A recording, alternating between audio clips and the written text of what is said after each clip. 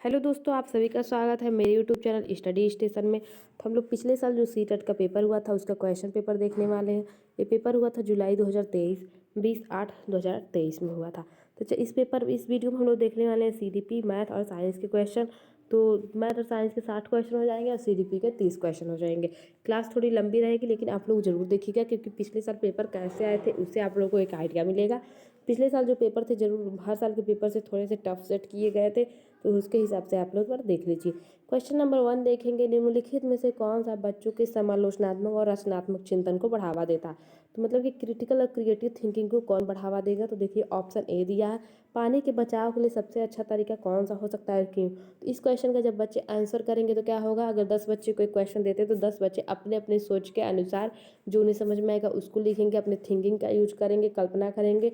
इस तरह से ऑप्शन ए हो जाएगा। ऑप्शन बी हो जाएगा, आपके शहर में पानी कहाँ से आता है, तो इसका आंसर एक शब्द में रहेगा। ऑप्शन सी जो दिया है, आपके देश में कुल कितने राज्य और राजधानी, इसका भी आंसर एक शब्द में हो जाएगा। और ऑप्शन डी भी, आपके देश का नाम व मानचित्र, इसकी भौगोलिक स्थिति क्या है, इसका भी आंसर एक शब्द में हो जाएगा। तो बी, सी और डी जो क्वेश्चन है, इन तीनों के आंसर सारे बच्चे एक शब्द में देंगे और एक ही आंसर देंगे, ना कि अलग देंगे, ना अपने इसमें अपने थिंकिंग का यूज नहीं करेंगे, लेकिन क्वेश्चन ए में करेंगे। तो क्वेश्चन ए जो दिया है वो क्रिटिकल एंड क्रिएटिव थिंकिंग को बढ़ावा देता है।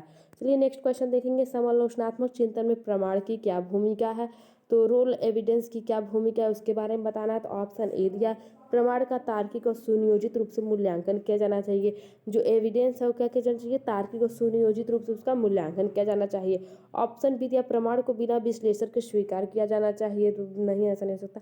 फिर देखिए, समालोचनात्मक चिंतन के प्रमाण अप्रासंगिक होता है, ये भी गलत है। ऑप्शन डी दिया, व्यक्तिगत राय के पक्ष में प्रमाण की उपेक्षा की जानी चाहिए। इसका करेक्ट आंसर ऑप्शन ए है, प्रमाण साक्ष्य जो है समालोचनात्मक चिंतन क्रिटिकल थिंकिंग की क्या है, न्यू है। वह जानकारी है जो हमें अपने उपयोग वह जानकारी है जो प्रमाण है, ऐसी जानकारी होती है जिसका उपयोग हम क्या करते हैं, जिसका उपयोग हम अपनी मान्यताओं और निष्कर्षों के समर्थन के लिए करते हैं।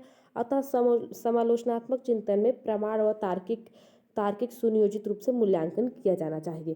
थर्ड क्वेश्चन देखेंगे, समावेशी शिक्षा में क्या शामिल है। तो ऑप्शन ए दिया है, सभी शिक्षार्थियों के लिए मानक पठचर्या। ऑप्शन बी दिया है, विद्यार्थियों का उनकी योग्यता के आधार पर पृथकीकरण वर्गीकरण करना। तो दोनों नहीं होगा।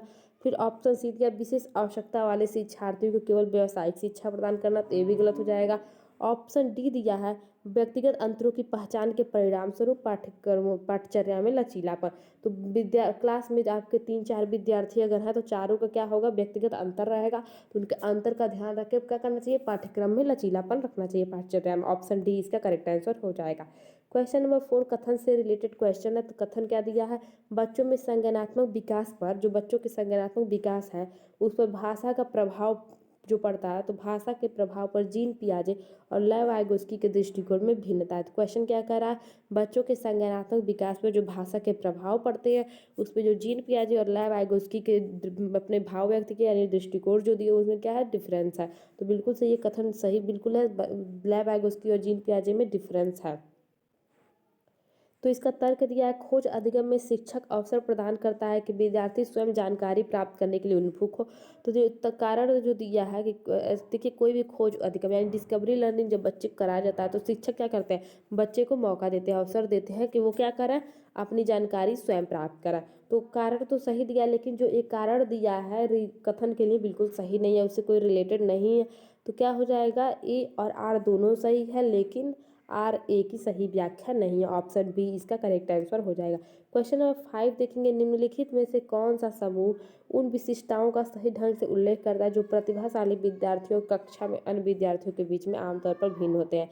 तो इनडायरेक्टली रूप से हमें क्या करना है, प्रतिभाशाली विद्यार्थियों के गुण को देखना है, जो प्रतिभाशाली बच्चों के अंदर क्या एक्स्ट्रा ऑर्डिनरी जो होते हैं उसके बारे में बताना है। तो देखिए, तो ऑप्शन ए दिया है, समझ की अग्रवर्ती गहनता। हाँ, तो बिल्कुल होती है, प्रतिभाशाली बच्चों के अंदर समझ की अग्रवर्ती गहनता होती है। ऑप्शन बी दिया, सीखने की तेज गति होती है, वो बहुत जल्दी सीख लेते हैं। फिर सी दिया है, समझ के लिए दूसरों पर अधिक निर्भर। तो ये प्रतिभाशाली बच्चों की पहचान नहीं है। शारीरिक विकास की तेज गति, ये भी प्रतिभाशाली बच्चों की पहचान नहीं है। तो ए और बी किस में दिया है, ए और बी ऑप्शन डी में दिया। इस तरह से ऑप्शन डी इसका करेक्ट आंसर हो जाएगा, ए और बी सही है। चलिए नेक्स्ट क्वेश्चन देखेंगे। नेक्स्ट क्वेश्चन दिया, श्रवण बाधिता के संदर्भ में निम्नलिखित में से कौन सा कथन सही है। तो ऑप्शन ए दिया है श्रवण बाधिता बच्चे के प्रभावी ढंग से संवाद करने की क्षमता को प्रभावित करती है। फिर सेकंड दिया है आपका सभी श्रवण बाधिता वाले बच्चों को संवाद करने के लिए सांकेतिक भाषा साइन लैंग्वेज के उपयोग करने की आवश्यकता पड़ती है, तो बिल्कुल सही। फिर दिया है आपका बच्चे के पास तेज आवाज करके बच्चे की सुनने की अक्षमता का विश्वसनीय तरह परीक्षण किया जा सकता है, तो इसका क्या हो जाएगा, सभी बच्चे। ऑप्शन डी दिया श्रवण बाधिता हमेशा कान की किसी शारीरिक समस्या के कारण होती है, तो इसका करेक्ट आंसर हो जाएगा ऑप्शन ए, जो श्रवण बाधिता बच्चे के प्रभावी ढंग से संवाद करने की क्षमता को प्रभावित कर सकती है। तो इसमें क्या दिया है, जो श्रवण बाधिता के संदर्भ में जो श्रवण बाधित वाले बच्चे होते हैं उनको किस बात में प्रभाव, श्रवण बाधिता किस चीज़ में प्रभाव कर सकती है, तो प्रभावी ढंग से वो बात नहीं कर पाते, इसलिए ऑप्शन ए इसका करेक्ट आंसर हो जाएगा। चलिए नेक्स्ट क्वेश्चन देखेंगे। नेक्स्ट क्वेश्चन दिया समावेशन के संदर्भ में पाश्चर्य सीखने की अपेक्षाएं डैश में समान है जबकि डैश में वे भिन्न है। तो देखिए समावेशन के संदर्भ में हम लोग क्या देखेंगे, देखते हैं। हाँ, समावेशन के संदर्भ में जो सीखने की अपेक्षाएं, तो डैश किसके समान है और जबकि किसमें वे भिन्न है, तो आपको एग्जैक्टली ये बताना है। तो क्या हो जाएगा, तो देखिए ऑप्शन ए दिया संवर्धन और गतिवर्धन, ऑप्शन बी संशोधन समायोजन, ऑप्शन सी दिया है आपका गतिवर्धन संवर्धन और ऑप्शन डी दिया समायोजन व संशोधन। तो इसका करेक्ट आंसर क्या हो जाएगा, तो देखिए समावेशन के संदर्भ में पाश्चर्य सीखने की अपेक्षा समायोजन में समान है जबकि संशोधन में वे भिन्न है, ऑप्शन डी इसका करेक्ट आंसर हो जाएगा। नेक्स्ट क्वेश्चन देखेंगे, संरचनावाची सिद्धांतकारों के अनुसार निम्नलिखित में से कौन सा कथन सही नहीं होगा। तो ऑप्शन ए दिया ज्ञान व्यक्तिपरक है, ऑप्शन बी दिया शिक्षार्थी और सामाजिक संदर्भ, शिक्षार्थी अपने सामाजिक और सांस्कृतिक संदर्भ में ज्ञान की रचना करते हैं, ऑप्शन सी दिया प्रभावी अधिगम सुनिश्चित करने के लिए शिक्षार्थियों को बाहरी रूप से प्रेरित किया सकता नहीं, प्रभावी अधिगम सुनिश्चित करने के लिए शिक्षार्थियों को आंतरिक रूप से प्रेरित होने की आवश्यकता है, इसलिए ऑप्शन सी क्या देख गलत है, ऑप्शन सी क्या है सिद्धांतकारों के अनुसार गलत है, ऑप्शन डी दिया ज्ञान बहुलवादी और बहुविध है। तो इस तरह से इसमें एक ही कथन गलत मिला, ऑप्शन सी इसका करेक्ट आंसर हो जाएगा। क्वेश्चन नंबर 9 देखेंगे, निम्नलिखित में से कौन सा आंतरिक अभिप्रेरणा का उदाहरण है। तो ऑप्शन ए दिया शिक्षक को प्रभावित करने के लिए परियोजना को पूरा करना, तो नहीं, शिक्षक को प्रभावित करने के लिए कभी भी आंतरिक अभिप्रेरणा पूछा मतलब खुद को जिसमें आनंद मिला जो कार्य करने में, तो ऑप्शन बी दिया व्यक्तिगत आनंद के लिए एक वाद्य यंत्र बजाना, तो इसमें क्या हो रहा है खुद आनंद उसको मिल रहा है, तो आंतरिक अभिप्रेरणा का एक उदाहरण है। फिर सी दिया डांट से बचने के लिए पढ़ाई करना, तो ये भी आंतरिक अभिप्रेरणा का उदाहरण नहीं है। ऑप्शन डी दिया पुरस्कार राशि के लिए एक प्रतियोगिता में भाग लेना, तो इस तरह से ऑप्शन बी जो दिया एक ऑप्शन बी क्या है आंतरिक अभिप्रेरणा का उदाहरण है, जिस कार्य को करने में खुद को आनंद मिला, चुनौती मिला, प्रेरणा स्वायत्तता तत्व शामिल होते हैं, उसमें क्या होता है आंतरिक अभिप्रेरणा होता है जिन्हें करने में व्यक्ति को आनंद मिलता है, तो ऑप्शन बी इसका करेक्ट आंसर हो जाएगा। चलिए नेक्स्ट क्वेश्चन देखेंगे। नेक्स्ट क्वेश्चन कथन से रिलेटेड क्वेश्चन है, तो देखिए इसका कथन से रिलेटेड क्वेश्चन को क्या कहेंगे, तो कथन दिया है शिक्षकों को विद्यार्थियों में विशेष जातीय समूहों के बारे में रूढ़िवादिता को तोड़ने के लिए कड़ी मेहनत करनी चाहिए। जो शिक्षक हैं विद्यार्थियों में जो विशेष जातीय समूह के बारे में एक रूढ़िवादिता फैली है उन्हें तोड़ने के लिए क्या करना चाहिए, कड़ी मेहनत करनी चाहिए, तो बिल्कुल सही कथन बिल्कुल सही है, शिक्षकों को मेहनत करनी चाहिए। इसका तर्क क्या दिया है, शिक्षा का एक उद्देश्य विद्यार्थियों को समालोचनात्मक आत्मचिंतन के लिए प्रोत्साहित करना है, तो इसका कारण भी बिल्कुल सही दिया है, कारण क्या है कथन के लिए सही है। शिक्षा का क्या एक उद्देश्य है कि विद्यार्थियों को क्या करना चाहिए, समालोचनात्मक आत्मचिंतन के लिए प्रोत्साहित करना चाहिए, ताकि क्या है जो जातिवाद वाला रूढ़ है वो क्या हो जाए खत्म हो सके। तो देखिए इसका करेक्ट आंसर क्या हो जाएगा, ऑप्शन डी इसका करेक्ट आंसर हो जाएगा, ए और आर दोनों सही है, आर ए की सही व्याख्या है। चलिए नेक्स्ट क्वेश्चन देखेंगे, महारत निपुणता लक्ष्य और प्रदर्शन में क्या अंतर है। जो महारत है और महारत लक्ष्य और प्रदर्शन लक्ष्य में क्या अंतर है, तो महारत लक्ष्य को इंग्लिश में आप लोग याद रखिएगा मास्टरी गोल्स, और प्रदर्शन लक्ष्य में परफॉर्मेंस लक्ष्य, तो इन दोनों से याद रखिएगा मास्टरी गोल्स और परफॉर्मेंस लक्ष्य में आप लोग को एक तरह से अंतर बताना है, डिफरेंस बताना है। देखिए महारत लक्ष्य विफलता से बचने पर केंद्रित होते हैं जबकि प्रदर्शन लक्ष्य दूसरों को अनुमोदन और मान्यता प्राप्त करने पर केंद्रित होता है, तो ये तो गलत है। फिर ऑप्शन बी दिया है महारत लक्ष्य अपने कौशल और कार्य की समझ में सुधार करने पर केंद्रित होता है, जबकि प्रदर्शन लक्ष्य उच्च ग्रेड प्राप्त करने या बाहरी पुरस्कार प्राप्त करने पर केंद्रित होते हैं। तो देखिए, फिर ऑप्शन बी दिया, महारत लक्ष्य दूसरों का अनुमोदन प्राप्त करने पर केंद्रित होते हैं, जबकि प्रदर्शन लक्ष्य विफलता से बचने के लिए केंद्रित होते हैं। तो नहीं, ये भी नहीं होगा।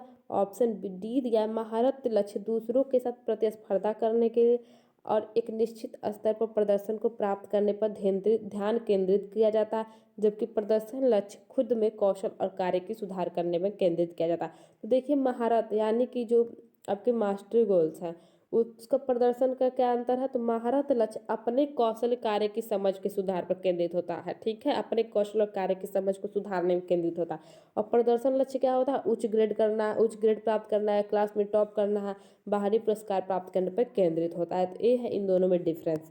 चलिए क्वेश्चन नंबर 12 में देखेंगे, भाई बहन के रिश्ते क्या होते हैं। भाई बहन के रिश्ते माता पिता और साथियों के संबंधों से भिन्न होते हैं और बाल्यावस्था में समाजीकरण में महत्वपूर्ण भूमिका निभाते हैं। तो क्या हुआ, जो भाई बहन के जो रिश्ते होते हैं क्या करते हैं, बिल्कुल सही है, जो माता पिता के और साथियों के जो संबंध होते हैं उससे क्या होते हैं, ये डिफरेंट टाइप के संबंध होते हैं। और बाल्यावस्था में क्या करते हैं, समाजीकरण में महत्वपूर्ण भूमिका भी निभाते हैं। तो ऑप्शन ए क्या हो जाएगा, करेक्ट है। फिर ऑप्शन बी दिया, माता पिता और साथियों के संबंधों के समान है और बाल्यावस्था में सामाजिकरण महत्वपूर्ण भूमिका निभाते हैं। तो बाल्यावस्था के सामाजिकरण महत्वपूर्ण भूमिका तो निभाते हैं, लेकिन माता पिता और साथियों के संबंधों के समान नहीं, असमान होते हैं। ऑप्शन बी गलत है। फिर सी दिया, केवल प्रारंभिक बाल्यावस्था में महत्वपूर्ण भूमिका निभाते हैं। तो ये भी गलत हो गया कि समाजीकरण में कोई भूमिका नहीं है। तो ऑप्शन डी गलत है। तो ऑप्शन ए इसका करेक्ट आंसर है। भाई बहन के रिश्ते माता पिता और साथियों के रिश्तों से भिन्न होते हैं, बाल्यावस्था में समाजीकरण के महत्वपूर्ण भूमिका निभाते हैं, क्योंकि ये भावनात्मक रूप से मजबूत होते हैं तथा सकारात्मक नकारात्मक कभी कभी द्विपक्षीय गुणवत्ता की मजबूत अबाधित भावनाओं से परिभाषित होते हैं। भाई बहन के रिश्ते अक्सर बहुत ही घनिष्ठता होती है, जो भाई बहन के रिश्ते होते हैं बहुत एक दूसरे से घनिष्ठ होते हैं, क्योंकि वे एक दूसरे के साथ बड़ी मात्रा में समय बिताते हैं। क्योंकि भाई बहन क्या करते हैं, अधिक से अधिक समय एक दूसरे के साथ बिताते हैं, जिससे एक दूसरे को बहुत अच्छी तरह से, और जाते समय जब आप किसी के साथ बिताएंगे तो जाहिर सी बात है अपने भाई बहन से अच्छा खुद को एक भाई अपनी बहन से अच्छा, और भाई अपनी बहन अपने भाई को दुनिया में सबसे ज़्यादा अच्छी तरह से समझती है। और कहीं ना कहीं भाई बहन का जो रिश्ता होता है, कभी कभी भाई बहन क्या करते हैं, एक ग्रुप बना लेंगे कि मम्मी पापा को भी ये बात नहीं बतानी है। तो क्या हुआ, ऐसे ही डिफरेंट हो गया, तो माता पिता के रिश्तों की तरह नहीं होते हैं। चलिए नेक्स्ट क्वेश्चन देखेंगे। नेक्स्ट क्वेश्चन क्या दिया है, नेक्स्ट क्वेश्चन कथन से रिलेटेड क्वेश्चन है। तो देखिए कथन से रिलेटेड क्वेश्चन क्या दिया है।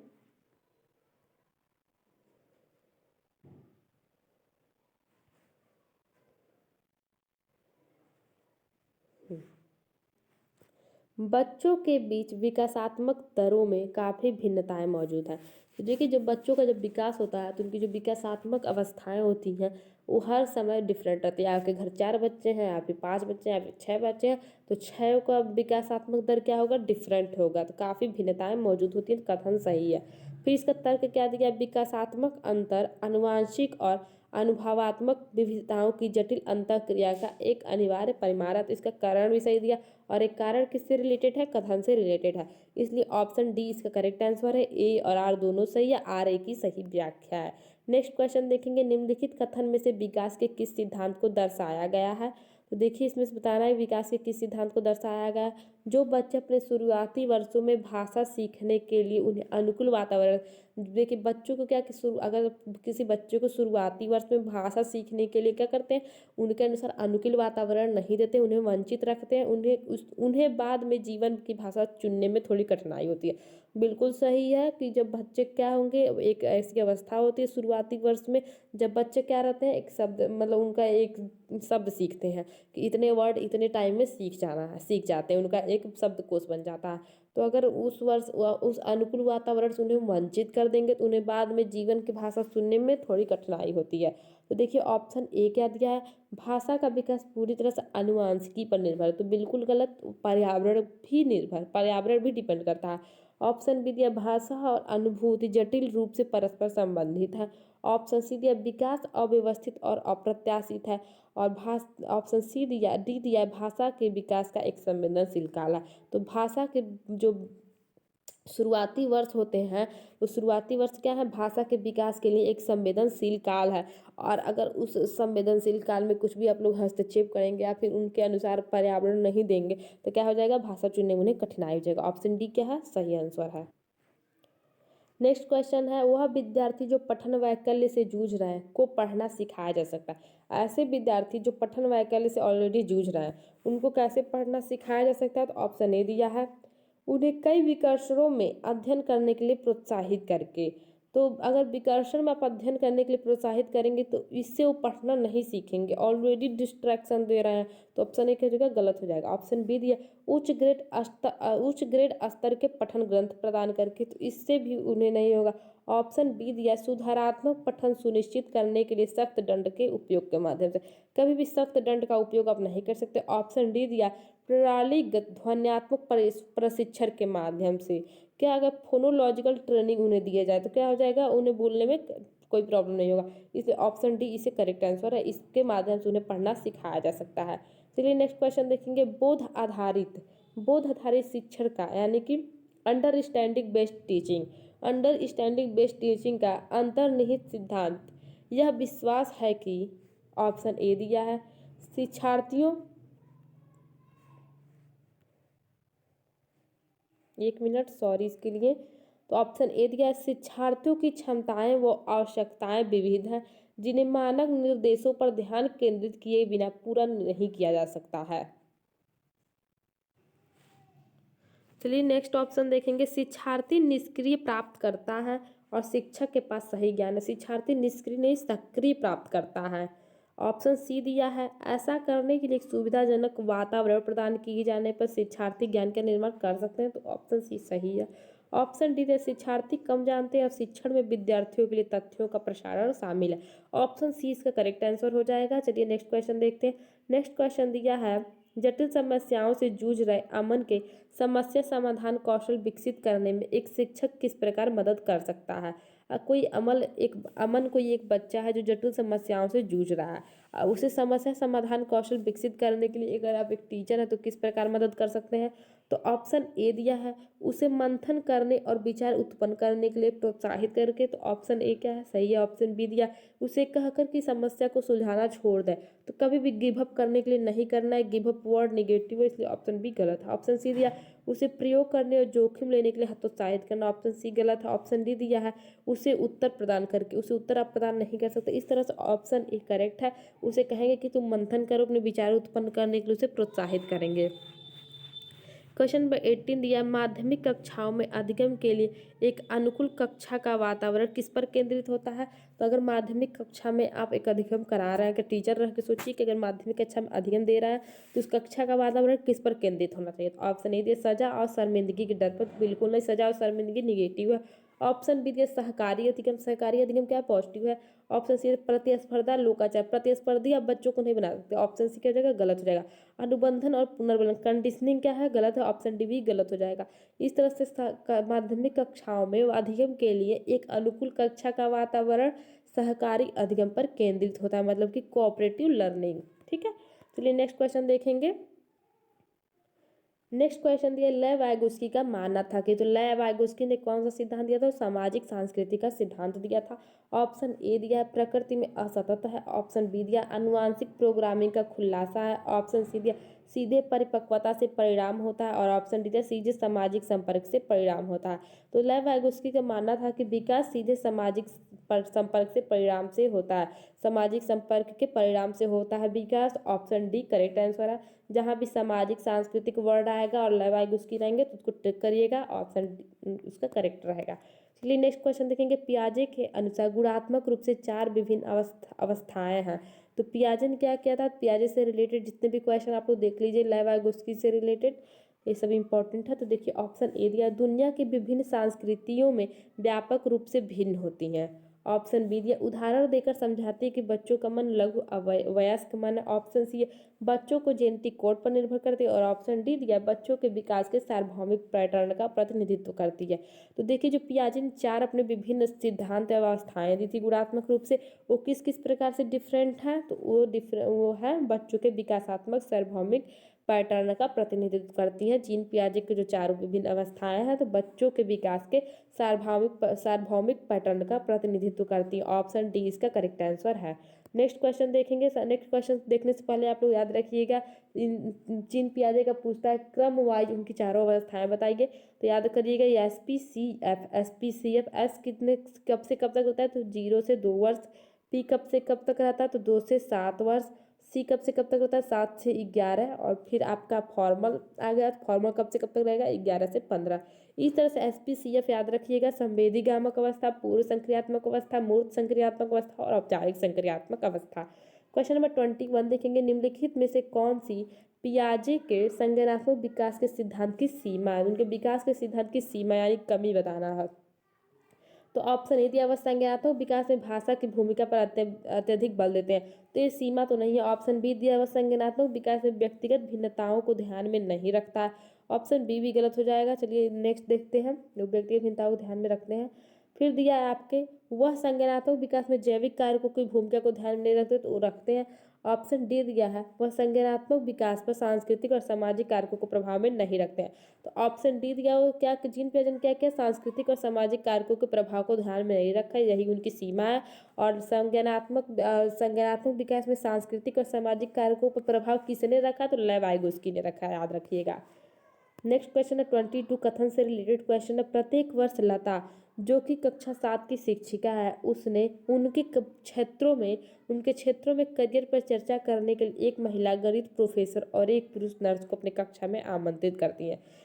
प्रत्येक लता नाम की एक टीचर है जो अपने कक्षा 7 की शिक्षिका है, वो क्षेत्रों में करियर मतलब कि जो जॉब अपॉर्चुनिटी है उस पर चर्चा करने के लिए क्या करती है, एक महिला गणित प्रोफेसर और एक पुरुष नर्स को अपने कक्षा में आमंत्रित करती है कि वो आए और अपने करियर के बारे में चर्चा करके बच्चों को क्या करें, प्रोत्साहित करें। तो चलिए इसका तर्क दिया, तर्क क्या दिया, लैंगिक अंतर जन्मजात है और समाज के माध्यम से अधिग्रहित नहीं है।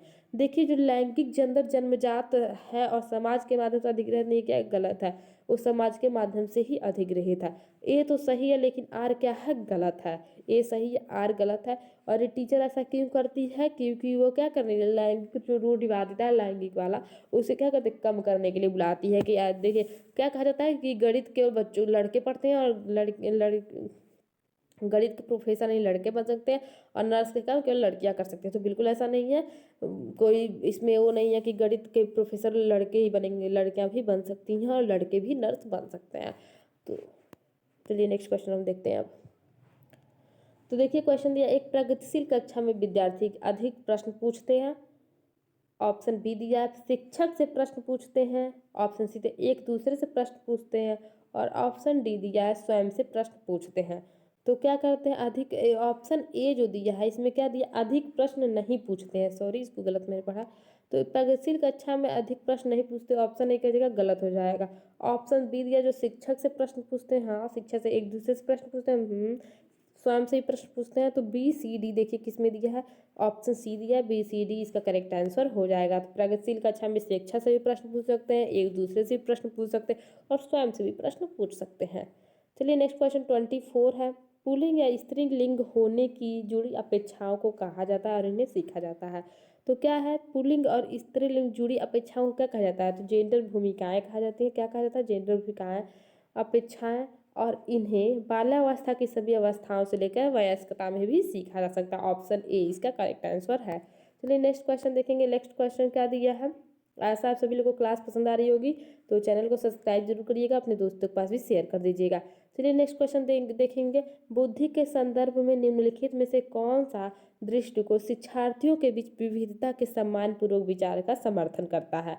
तो बुद्धि के संदर्भ में ऐसा कौन सा दृष्टिकोण है जो शिक्षार्थियों की विविधता होती है, मतलब डिफरेंस होता है, उसका सम्मानपूर्व विचार का समर्थन करता है। तो ऑप्शन ए दिया, बुद्धि वातावरणीय कारकों से प्रभावित नहीं होती है, बुद्धि वातावरणीय कारकों से प्रभावित होती है, तो ऑप्शन ए गलत है। फिर ऑप्शन बी दिया, बुद्धि अनुवांशिक कारकों से प्रभावित नहीं होती, अनुवांशिक कारकों से भी प्रभावित होती है, तो ये भी गलत है। ऑप्शन सी दिया है, बुद्धि को मापने के लिए बुद्धिलब्धि का परीक्षण ही एकमात्र साधन है, तो बुद्धि को मापने के लिए अनेक परीक्षण है, बुद्धिलब्धि बस नहीं है, तो ऑप्शन सी भी गलत है। ऑप्शन डी दिया है बुद्धि बहुआयामी है और समय के साथ बदल सकती है। ऑप्शन डी बिल्कुल करेक्ट हो जाएगा, बुद्धि बहुआयामी है और समय के साथ जैसे जैसे परिश्रम करेंगे बुद्धि बदल भी सकती है। ऑप्शन डी इसका करेक्ट आंसर हो जाएगा। चलिए नेक्स्ट क्वेश्चन देखते हैं। 26 दिया निम्नलिखित में से किसने सामान्य बुद्धि की अवधारणा की आलोचना की और बुद्धि का एक वैकल्पिक सिद्धांत प्रस्तावित किया। तो हार्वर्ड गार्डनर ने बुद्धि का बहुबुद्धि सिद्धांत दिया था। इन्होंने क्या की थी, सामान्य बुद्धि अवधारणा की आलोचना की थी और वैकल्पिक सिद्धांत प्रस्तावित किया था। इस तरह से ऑप्शन बी इसका करेक्ट आंसर हो जाएगा। हार्वर्ड गार्डनर ने 8 प्रकार की बुद्धि बताई है, कहीं कहीं 7 प्रकार की भी रहती है। कौन कौन सी बुद्धि?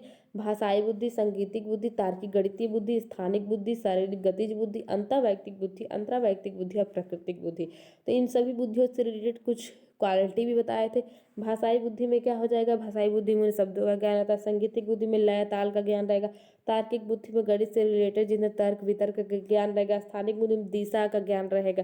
शारीरिक गतिज बुद्धि में शरीर से रिलेटेड ज्ञान रहेगा। अंतःवैयक्तिक बुद्धि में खुद की भावनाओं, खुद के क्वालिटी को पहचानने का ज्ञान रहेगा। अंतर्वैयक्तिक बुद्धि में दूसरों की भावनाओं संवेगों को पहचान लेंगे। प्रकृतिवादी बुद्धि में प्रकृति से रिलेटेड ज्ञान रहेगा। ये रहे हार्वर्ड गार्डनर के 8 प्रकार की बुद्धि जो उन्होंने बताए थे, कहीं कहीं 7 भी दिखते हैं। तो चलिए हम लोग देखते हैं लॉरेंस कोहलबर्ग के सिद्धांत की आलोचना कैरल गिलिन द्वारा की गई थी। तो कैरल गिलिन द्वारा क्या आलोचना की थी, इससे रिलेटेड क्वेश्चन पिछले साल पूछा था। तो देखिए क्या आलोचना हुआ था। तो ऑप्शन ए दिया, नैतिक तर्क में लैंगिक भिन्नताओं की उपेक्षा करने के लिए की गई। तो नैतिक तर्क में लैंगिक भिन्नताओं की उपेक्षा करने के लिए की गई है उनके द्वारा आलोचना।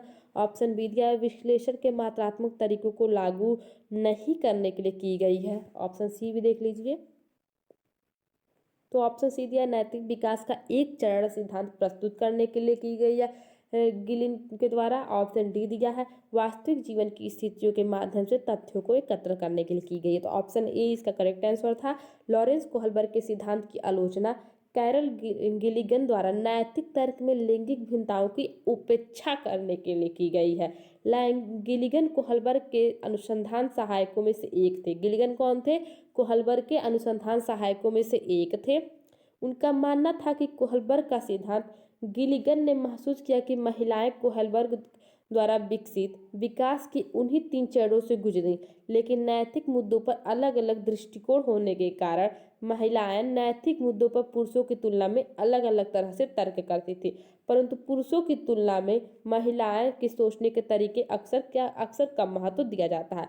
क्या उन्होंने कहा था? गिलिगन ने कहा था कि जो कोहलबर्ग का सिद्धांत दिया गया है विकास के 3 चरणों से ही गुजरती हैं, सेम 3 चरण से गुजरती हैं, लेकिन जब नैतिक मुद्दों पर बात आती है, नैतिक मुद्दों पर अपने विचार देने की बात आती है, तो पुरुषों की तुलना में अपने अलग विचार देती हैं, अलग तर्क देती हैं। और क्या किया जाता है, पुरुषों की तुलना में महिलाओं के विचारों को कम महत्व दिया जाता है। यही आलोचना किया था कैरल गिलिगन ने लॉरेंस कोहलबर्ग के सिद्धांत की। चलिए नेक्स्ट क्वेश्चन देखेंगे। नेक्स्ट क्वेश्चन क्या था, क्वेश्चन नंबर 28 देखेंगे। एक शिक्षिका अपने विद्यार्थियों को अधिसंज्ञानात्मक कौशल विकसित करने में मदद करना चाहती है। कोई शिक्षिका है जो विद्यार्थियों के अधिसंज्ञानात्मक कौशल विकसित करने में मदद करना चाहती है, तो कौन सी रणनीति सबसे प्रभावी होगी? तो ऑप्शन ए दिया, विद्यार्थियों को अभिप्रेरित करने के लिए लगातार ग्रेड और प्रतिपुष्टि प्रदान करना, कभी भी उन्हें ग्रेड और फीडबैक नहीं देना। तो ऑप्शन ए क्या हो जाएगा, गलत हो जाएगा। इससे उनका अधिसंज्ञानात्मक कौशल विकास नहीं करेगा। तो ऑप्शन बी दिया, विद्यार्थियों को प्रोत्साहित करना कि वे स्वयं अपने अधिगम पर चिंतन करें, अपनी प्रगति का क्या करें, मूल्यांकन करें।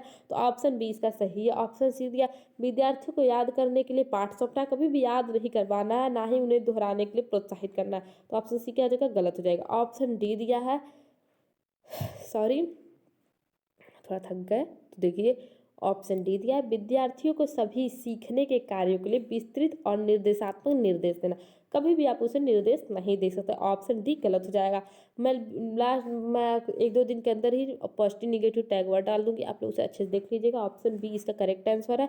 विद्यार्थियों को प्रोत्साहित करना चाहिए कि स्वयं क्या करें, अधिगम पर चिंतन करें और अपनी प्रगति का क्या करें, मूल्यांकन करें। नेक्स्ट क्वेश्चन देखेंगे। क्वेश्चन नंबर 29 दिया है, सीडीपी का 29 क्वेश्चन है। निम्नलिखित कथन को पढ़ना, सही विकल्प का चयन करना है। तो देखिए अभी कथन क्या दिया है पहले, शिक्षकों को संकल्पना को मजबूत करने के लिए विद्यार्थियों को अपने स्वयं के संकल्पना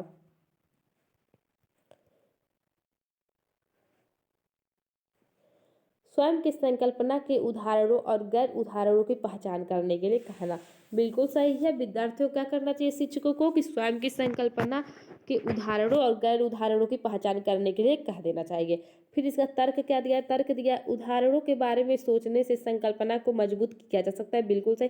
जबकि गैर उदाहरणों को भ्रमित करते हैं। नहीं, गैर उदाहरण विद्यार्थी को भ्रमित नहीं करते हैं, इसलिए कारण क्या हो जाएगा, गलत हो जाएगा। इस तरह से ऑप्शन जो एक कथन ए है वो सही है और आर क्या हो जाएगा, गलत हो जाएगा। चलिए नेक्स्ट क्वेश्चन देखेंगे। नेक्स्ट क्वेश्चन दिया है, लास्ट है क्वेश्चन, सीडीपी का लास्ट क्वेश्चन है। अगर आप लोग थोड़े भी ध्यान से पढ़ के पॉजिटिव निगेटिव और ध्यान दे के अपने सोच और समझ को उस जगह पे खुद को रख के करेंगे तो क्या हो जाएगा, बिल्कुल आपका सीडीपी आराम से आप लोग 30 में 28-27 नंबर पा सकते हैं। और इसके बाद हम लोग मैथ और साइंस का वीडियो देखेंगे, तो मैथ और साइंस का क्लास इसी वीडियो में रहेगा, क्वेश्चन इसी वीडियो में रहेंगे। और इसके बाद आप लोग को जिस भी सब्जेक्ट का वीडियो चाहिए आप लोग एक बार कमेंट करके जरूर बताइएगा। तो देखिए अधिगम के सामान्य सिद्धांत बताते हैं कि विद्यार्थी बेहतर रूप से सीखते हैं यदि शिक्षक। तो क्या अधिगम का जो सामान्य सिद्धांत है वो बताता है कि विद्यार्थी आप बहुत ही बेहतर रूप से सीखेंगे यदि शिक्षक। ऑप्शन ए दिया है, पहले अवधारणा को उसके प्रतीकात्मक रूप में प्रस्तुत करें फिर भौतिक रूप में आए। ऑप्शन बी दिया, पहले उस पर चर्चा करें जिसके बारे में विद्यार्थी को नहीं पता।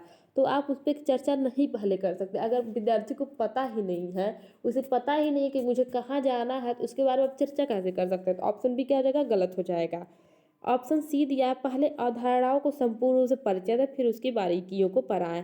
पहले क्या करिए, जो अवधारणा आपको पढ़ाना है उस पर क्या करें कि संपूर्ण रूप से परिचय दें, उसके बारे में एक एक चीज़ बताया, फिर उसमें जो बारीकियां हैं उस पर आए। तो ऑप्शन सी क्या है, सही है। ऑप्शन डी देखेंगे। ऑप्शन डी दिया, पहले तर्क के कारण संदर्भ में अवधारणाओं पर चर्चा करें फिर विचारों को सत्यापित करने का अवसर दें। तो इस गलत है, ऑप्शन सी इसका करेक्ट आंसर हो जाएगा। चलिए हम लोग मैथ और साइंस के क्वेश्चन देख लेते हैं। मैथ और साइंस के 60 क्वेश्चन है, लास्ट तक वीडियो में बने रहिएगा। तो सबसे पहले दिया मैथ पैडागोजी से रिलेटेड क्वेश्चन दिया है। तो मैथ पैडागोजी के 15 क्वेश्चन रहेंगे या 10 क्वेश्चन रहेंगे। तो मैथ पैडागोजी क्वेश्चन देख लेते तो उसमें मैथमेटिक्स से रिलेटेड क्वेश्चन रहेंगे। तो देखिए क्वेश्चन क्या दिया है, क्वेश्चन नंबर 31 दिया है।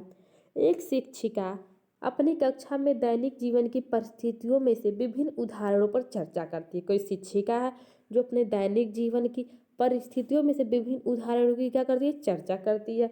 कई अन्य पटरियों को पार करते हुए एक रेल पटरी, दो से अधिक सड़कों को पार करते हुए सड़क, जैसे कि अंग्रेजी और माला के जेटाराज।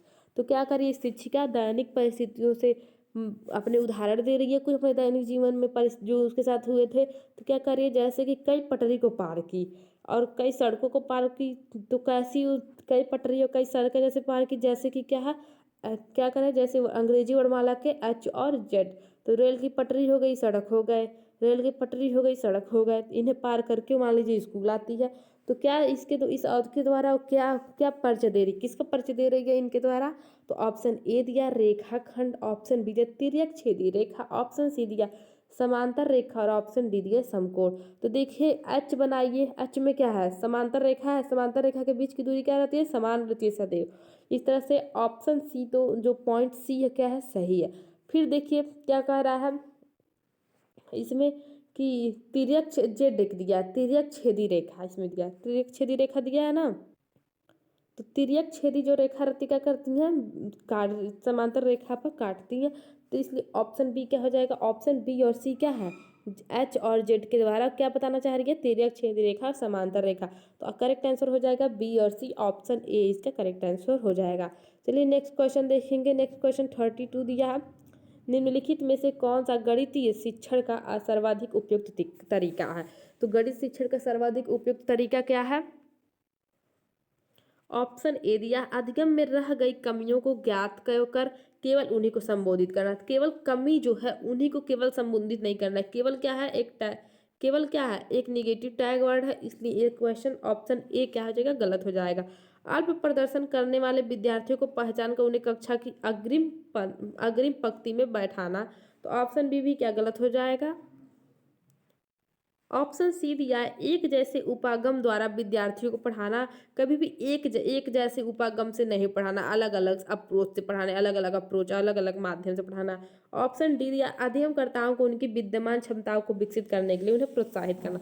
तो बिल्कुल सही, जो अध्ययनकर्ता है उनके अंदर जो विद्यमान प्रतिमाएं उन्हें क्या करना चाहिए, उन्हें विकास करने के लिए उन्हें प्रोत्साहित करना चाहिए। तो ऑप्शन डी इसका करेक्ट आंसर है। गणित पढ़ाने की सर्वोत्तम विधि यही रहेगी। चलिए नेक्स्ट क्वेश्चन देखेंगे, निरंतर और व्यापक मूल्यांकन में निम्नलिखित में क्या सही है। तो निरंतर और व्यापक मूल्यांकन क्या हो जाएगा, कॉन्टिन्यूअस एंड कॉम्प्रेसिव एवोल्यूशन में से क्या सही है, सीसीई के लिए क्या सही है। तो देखिए ऑप्शन ए दिया, निरंतर और व्यापक मूल्यांकन में आकलन प्रक्रिया में पूर्व ज्ञान, समझने के स्तर और अधिगम प्रक्रिया का आकलन सम्मिलित होता है। ऑप्शन ए क्या है, इसका करेक्ट आंसर है। निरंतर और व्यापक मूल्यांकन के लिए शिक्षक महसूस करते हैं कि उनमें हर एक बच्चे को अधिगम का आकलन करने के प्रतिदिन कुछ गृह कार्य देना चाहिए। तो ऑप्शन बी गलत है, कभी भी गृह कार्य नहीं देना। निरंतर और व्यापक मूल्यांकन केवल केवल क्या हो जाएगा, केवल अंकों के ग्रेड में परिवर्तन के रिक्वायरमेंट। ऑप्शन सी क्या हो जाएगा, गलत हो जाएगा। ऑप्शन डी दिया है, निरंतर और व्यापक मूल्यांकन में जांच परीक्षण अधिक और शिक्षण कम है। तो ऑप्शन डी भी गलत हो जाएगा। देखिए निरंतर और व्यापक मूल्यांकन के बारे में कुछ देख लीजिए। निरंतर और व्यापक मूल्यांकन सीसीई के संदर्भ में यह कथन सही है कि निरंतर और व्यापक मूल्यांकन में आकलन प्रक्रिया में पूर्व ज्ञान, समझने के स्तर और अधिगम प्रक्रिया का आकलन सम्मिलित होना चाहिए। अतः सतत और व्यापक मूल्यांकन का उद्देश्य है विकास के सभी पक्षों का मूल्यांकन करना। विकास के सभी पक्षों का मूल्यांकन करना। इस मूल्यांकन में वैचारिक प्रक्रिया पर जोर दिया जाता है तथा स्मृति पर जोर नहीं दिया जाता है। इस शिक्षण के साथ साथ ही बालक का परीक्षण किया जाता है, शिक्षण भी किया जाता है और बालक का परीक्षण भी किया जाता है। क्वेश्चन नंबर 34 देखिए, निम्नलिखित में से कौन सा गणित के एक अवधारणा मानचित्र की आवश्यकता विशेषताएं हैं। तो देखिए गणित की एक अवधारणा मानचित्र की आवश्यक विशेषताएं। तो ऑप्शन ए दिया है, ए यह अंशदायी उप अवधारणाओं का उपयोग करके एक अवधारणा के वैचारिक विश्लेषण को निरूपित करता है। ऑप्शन ए बिल्कुल सही था। तो ऑप्शन बी देखिए क्या दिया है, ये संकेत चिन्हों के साथ दिशात्मक, हाँ बिल्कुल, मानचित्र संकेत चिन्हों के साथ दिशात्मक और दर्शाते हैं कि कौन अवधारणा किसके लिए पूरा अपेक्षित है। बी भी सही। ऑप्शन सी दिया है, एक विशिष्ट अवधारणा के सीखने में रह गई कमी को पहचानने के लिए इनका उपयोग नैदानिक प्रयोजन के लिए नहीं किया जा सकता है, इसलिए ऑप्शन सी क्या जाएगा, गलत हो जाएगा। फिर डी दिया, इन्हें बार बार उपयोग नहीं किया जा सकता, किया जा सकता है। तो ऑप्शन डी भी गलत है। ए और बी क्या हो जाएंगे, सही हो जाएंगे। तो ए और बी किस में दिया है, डी में। ऑप्शन डी में ए और बी सही है। चलिए नेक्स्ट क्वेश्चन देखते हैं। नेक्स्ट क्वेश्चन क्या दिया है, क्वेश्चन दिया गणित की प्रकृति के बारे में निम्नलिखित में से क्या सही नहीं है। तो गणित की प्रकृति के बारे में जो सही नहीं है उसके बारे में आप लोग बताएंगे। तो स्कूल स्तर पर गणित में शिक्षार्थियों में विशिष्ट अभिवृत्ति की आवश्यकता होती है, आवश्यक होती है।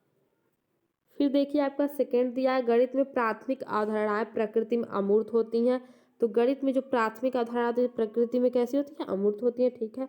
गणित में क्या दिया, गणित में निगमनात्मक विवेचन पर आधारित होता है, तो ये भी सही दिया है। फिर आपका दिया है ऑप्शन डी क्या दिया है, गणित उन अधिकांश विषयों की तुलना में बहुत अधिक अमूर्त और पदानुक्रमित है जो बच्चे उसी उम्र में सीखते हैं। तो इसमें जो ऑप्शन ए दिया गणित की प्रकृति के बारे में क्या है, गलत है। तो ऑप्शन ए इसका करेक्ट आंसर हो जाएगा। चलिए नेक्स्ट क्वेश्चन देखेंगे। नेक्स्ट क्वेश्चन क्या दिया है, नेक्स्ट क्वेश्चन दिया गणित की कक्षा में तर्क वितर्क के संबंध में निम्नलिखित में से कौन सा कथन उपयुक्त है। तो ऑप्शन ए दिया, इसे तर्क की एक पंक्ति के रूप में समझा जा सकता है जो यह दिखाने समझाने का इरादा रखता है कि गणितीय परिणाम सत्य क्यों हैं। तो ऑप्शन बी दिया है, यह अन्य अनुभवजन्य विषयों की तरह गणित में हम मददगार होता है। तो ऑप्शन बी क्या हो जाएगा, गलत हो जाएगा। सबसे उपयुक्त कथन आपको बताने हैं। तो ऑप्शन सी दिया है, गणित शिक्षा में स्वतः शोध दृष्टिकोण का भी एक हिस्सा होता है। सी क्या सही लग रहा है, गणित में स्वतः शोध दृष्टिकोण का भी एक हिस्सा हो सकता है, बिल्कुल सही है। ऑप्शन डी देखिए क्या दिया, प्रारंभिक कक्षा के विद्यार्थियों के लिए यह कम उपयोगी है क्योंकि इसका मूल्यांकन कठिन होगा। तो ऑप्शन डी क्या है, गलत होता है। ए और सी सही है। तो ए और सी में देखिए कहाँ दिया है, ए और सी ऑप्शन ए में दिया है। तो ऑप्शन ए क्या हो जाएंगे, इसके करेक्ट आंसर हो जाएंगे। चलिए नेक्स्ट क्वेश्चन देखेंगे। नेक्स्ट क्वेश्चन क्या दिया है, निम्नलिखित में से कौन सा कथन गणित की पाठ्य पुस्तक से संबंध में सही नहीं है।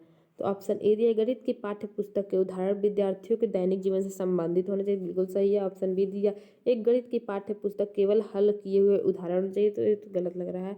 फिर ऑप्शन सी देखिए, गणित की पाठ्य पुस्तक बहुत मोटी या भारी नहीं होनी चाहिए, तो ऑप्शन सी भी सही दिया है।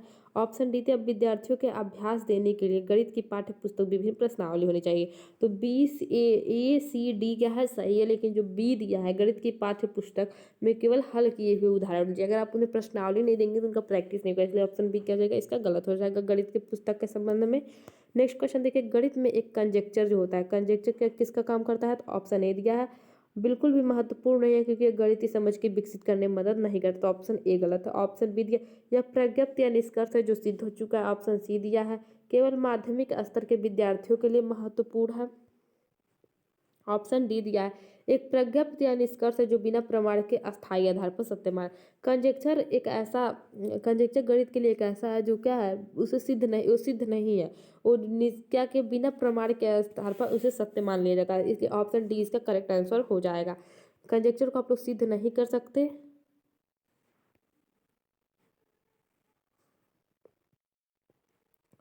सॉरी इसके लिए। नेक्स्ट क्वेश्चन देखिए, क्वेश्चन नंबर 39 दिया है, कथन 6 के गुणज से एक कम या एक अधिक अभाज्य संख्याएं डैश का एक का उदाहरण है, तो इसका क्या, किसका ये उदाहरण है, तो ऑप्शन ए दिया है सामान्यीकरण, ऑप्शन बी दिया प्रमेय, ऑप्शन सी दिया कंजेक्चर और ऑप्शन डी दिया अभिग्रहित। तो किसका उदाहरण है, 6 के गुणज एक से कम या एक से अधिक अभाज्य संख्याएं हैं, तो एक कंजेक्चर का उदाहरण है, इसे क्या सिद्ध नहीं है, इसे अस्थायी रूप से सिद्ध मान लिया गया, तो ऑप्शन सी करेक्ट आंसर हो जाएगा। चलिए नेक्स्ट क्वेश्चन देखेंगे। नेक्स्ट क्वेश्चन दिया है, क्वेश्चन नंबर 40, गणित की एक शिक्षिका अपने विद्यार्थियों की समझ निम्नलिखित समस्याएं रखती है, क्या क्या समस्या रखती है, सिमरत 3 महीने से किराए के रूप में 6,000 देती है, यदि हर महीने का किराया समान रहे तो पूरे वर्ष के लिए उसे कितना किराया दे। एक किससे संबंधित है, दैनिक जीवन से संबंधित है, और क्या है, एक प्रश्न है, तो ऑप्शन बी देखिए, 12.50 दर्जन केले की कीमत है आर 45 रुपये। परिकलन कीजिए कि 12.50 में कितने केले खरीदे जा सकते हैं, तो ये भी दैनिक जीवन से संबंधित है। ऑप्शन सी देखिए क्या दिया, जोई और जैनी स्कूल जा रहे हैं, जोई जीने से पहले चलना शुरू करता है, जब जोई तीसरे ब्लॉक पर था तब जैनी पहले ब्लॉक पर थी, यदि दोनों की चलने की गति बराबर हो तो जब जोई 9वें ब्लॉक पर होगा तब जैनी कहाँ होगी, तो देखिए इसका आगे का क्वेश्चन देखिए, दिया है केवल ए एकात्मक विधि पर आधारित है, नहीं ए और बी दोनों था।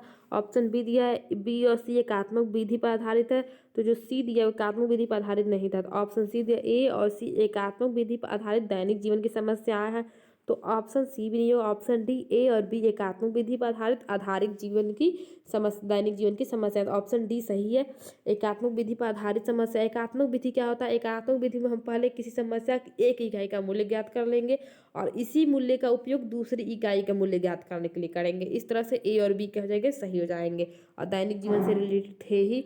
नेक्स्ट क्वेश्चन देखेंगे, किसी आयत का क्षेत्रफल जिसकी भुजाएं 176 सेंटीमीटर और 56 सेंटीमीटर एक वृत्त के क्षेत्रफल के बराबर है, तो वृत्त का क्षेत्रफल कितना होता है, पाई आर स्क्वायर, वृत्त का क्षेत्रफल बराबर पाई आर स्क्वायर, और किसी आयत की भुजा दी गई है तो क्या करेंगे, उनकी दोनों भुजाओं को जोड़ लेंगे, ठीक है।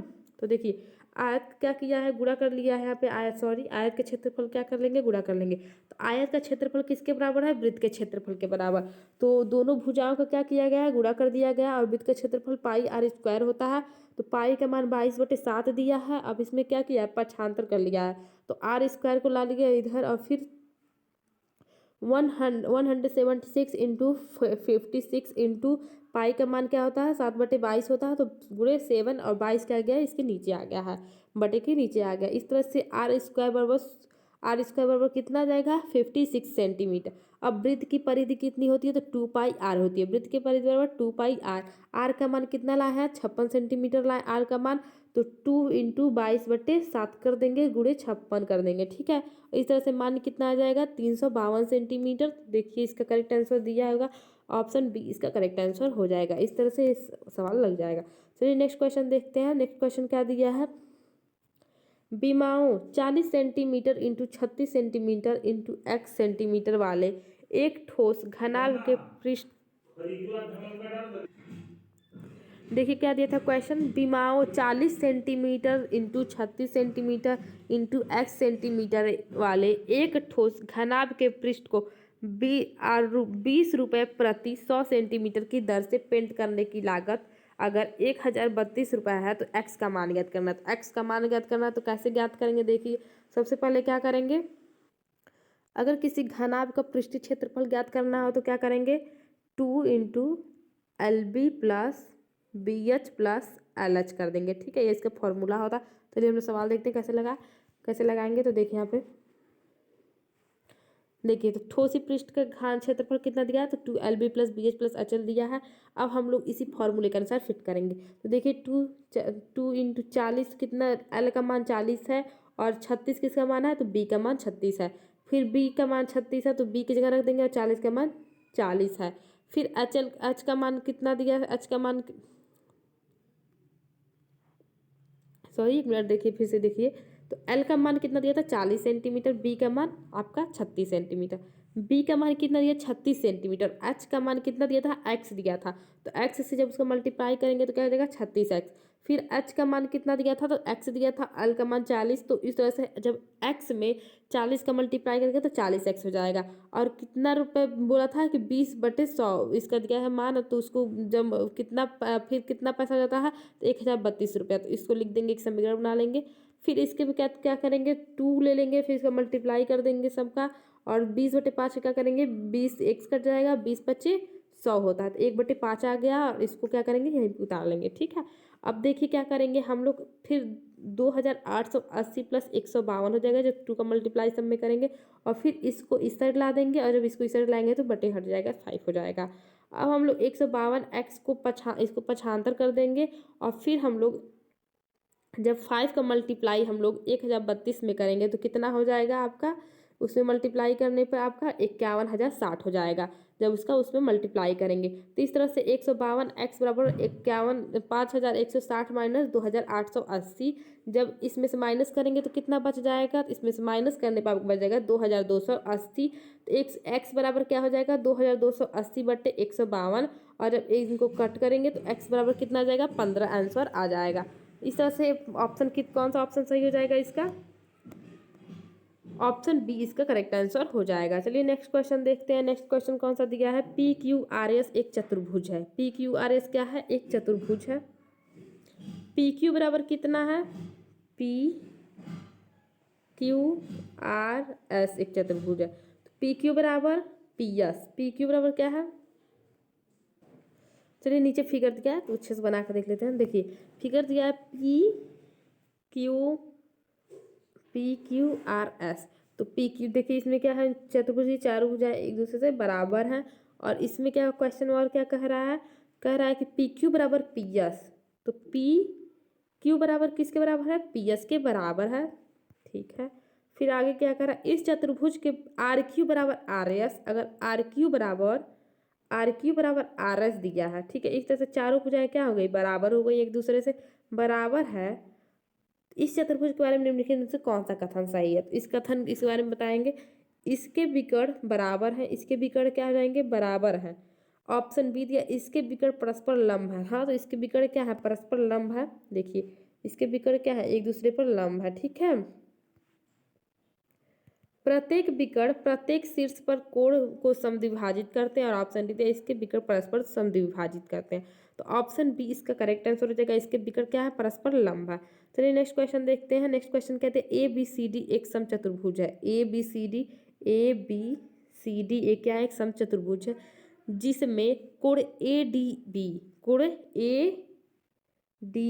क्या है, 25 अंश है। ADB बराबर 25 अंश, तब टू कोण BAD माइनस ABC का मान ज्ञात करना है। तो दूर देखिए, कोण ABD किसके बराबर है, कोण ADB किसके बराबर है, कोण BDC के बराबर हो जाएगा। और कोण ADB बराबर अगर कोण BDC है तो ADB का मान कितना था, 25 सेंटीमीटर, तो इसका कोण BDC का मान क्या हो जाएगा, 25 सेंटीमीटर हो जाएगा। अब देखिए कोण ADC अगर बराबर है किसके, कोड ए डी बी प्लस कोड बी डी सी। तो अगर कोड ए डी बी और कोड बी डी सी यानी 25 सेंटीमीटर, जब 25 सेंटीमीटर दोनों को जोड़ेंगे तो क्या हो जाएगा, कोड ए डी सी बराबर 50 सेंटीमीटर। ठीक है, अब इसके आगे चलिए लगाते हैं क्वेश्चन।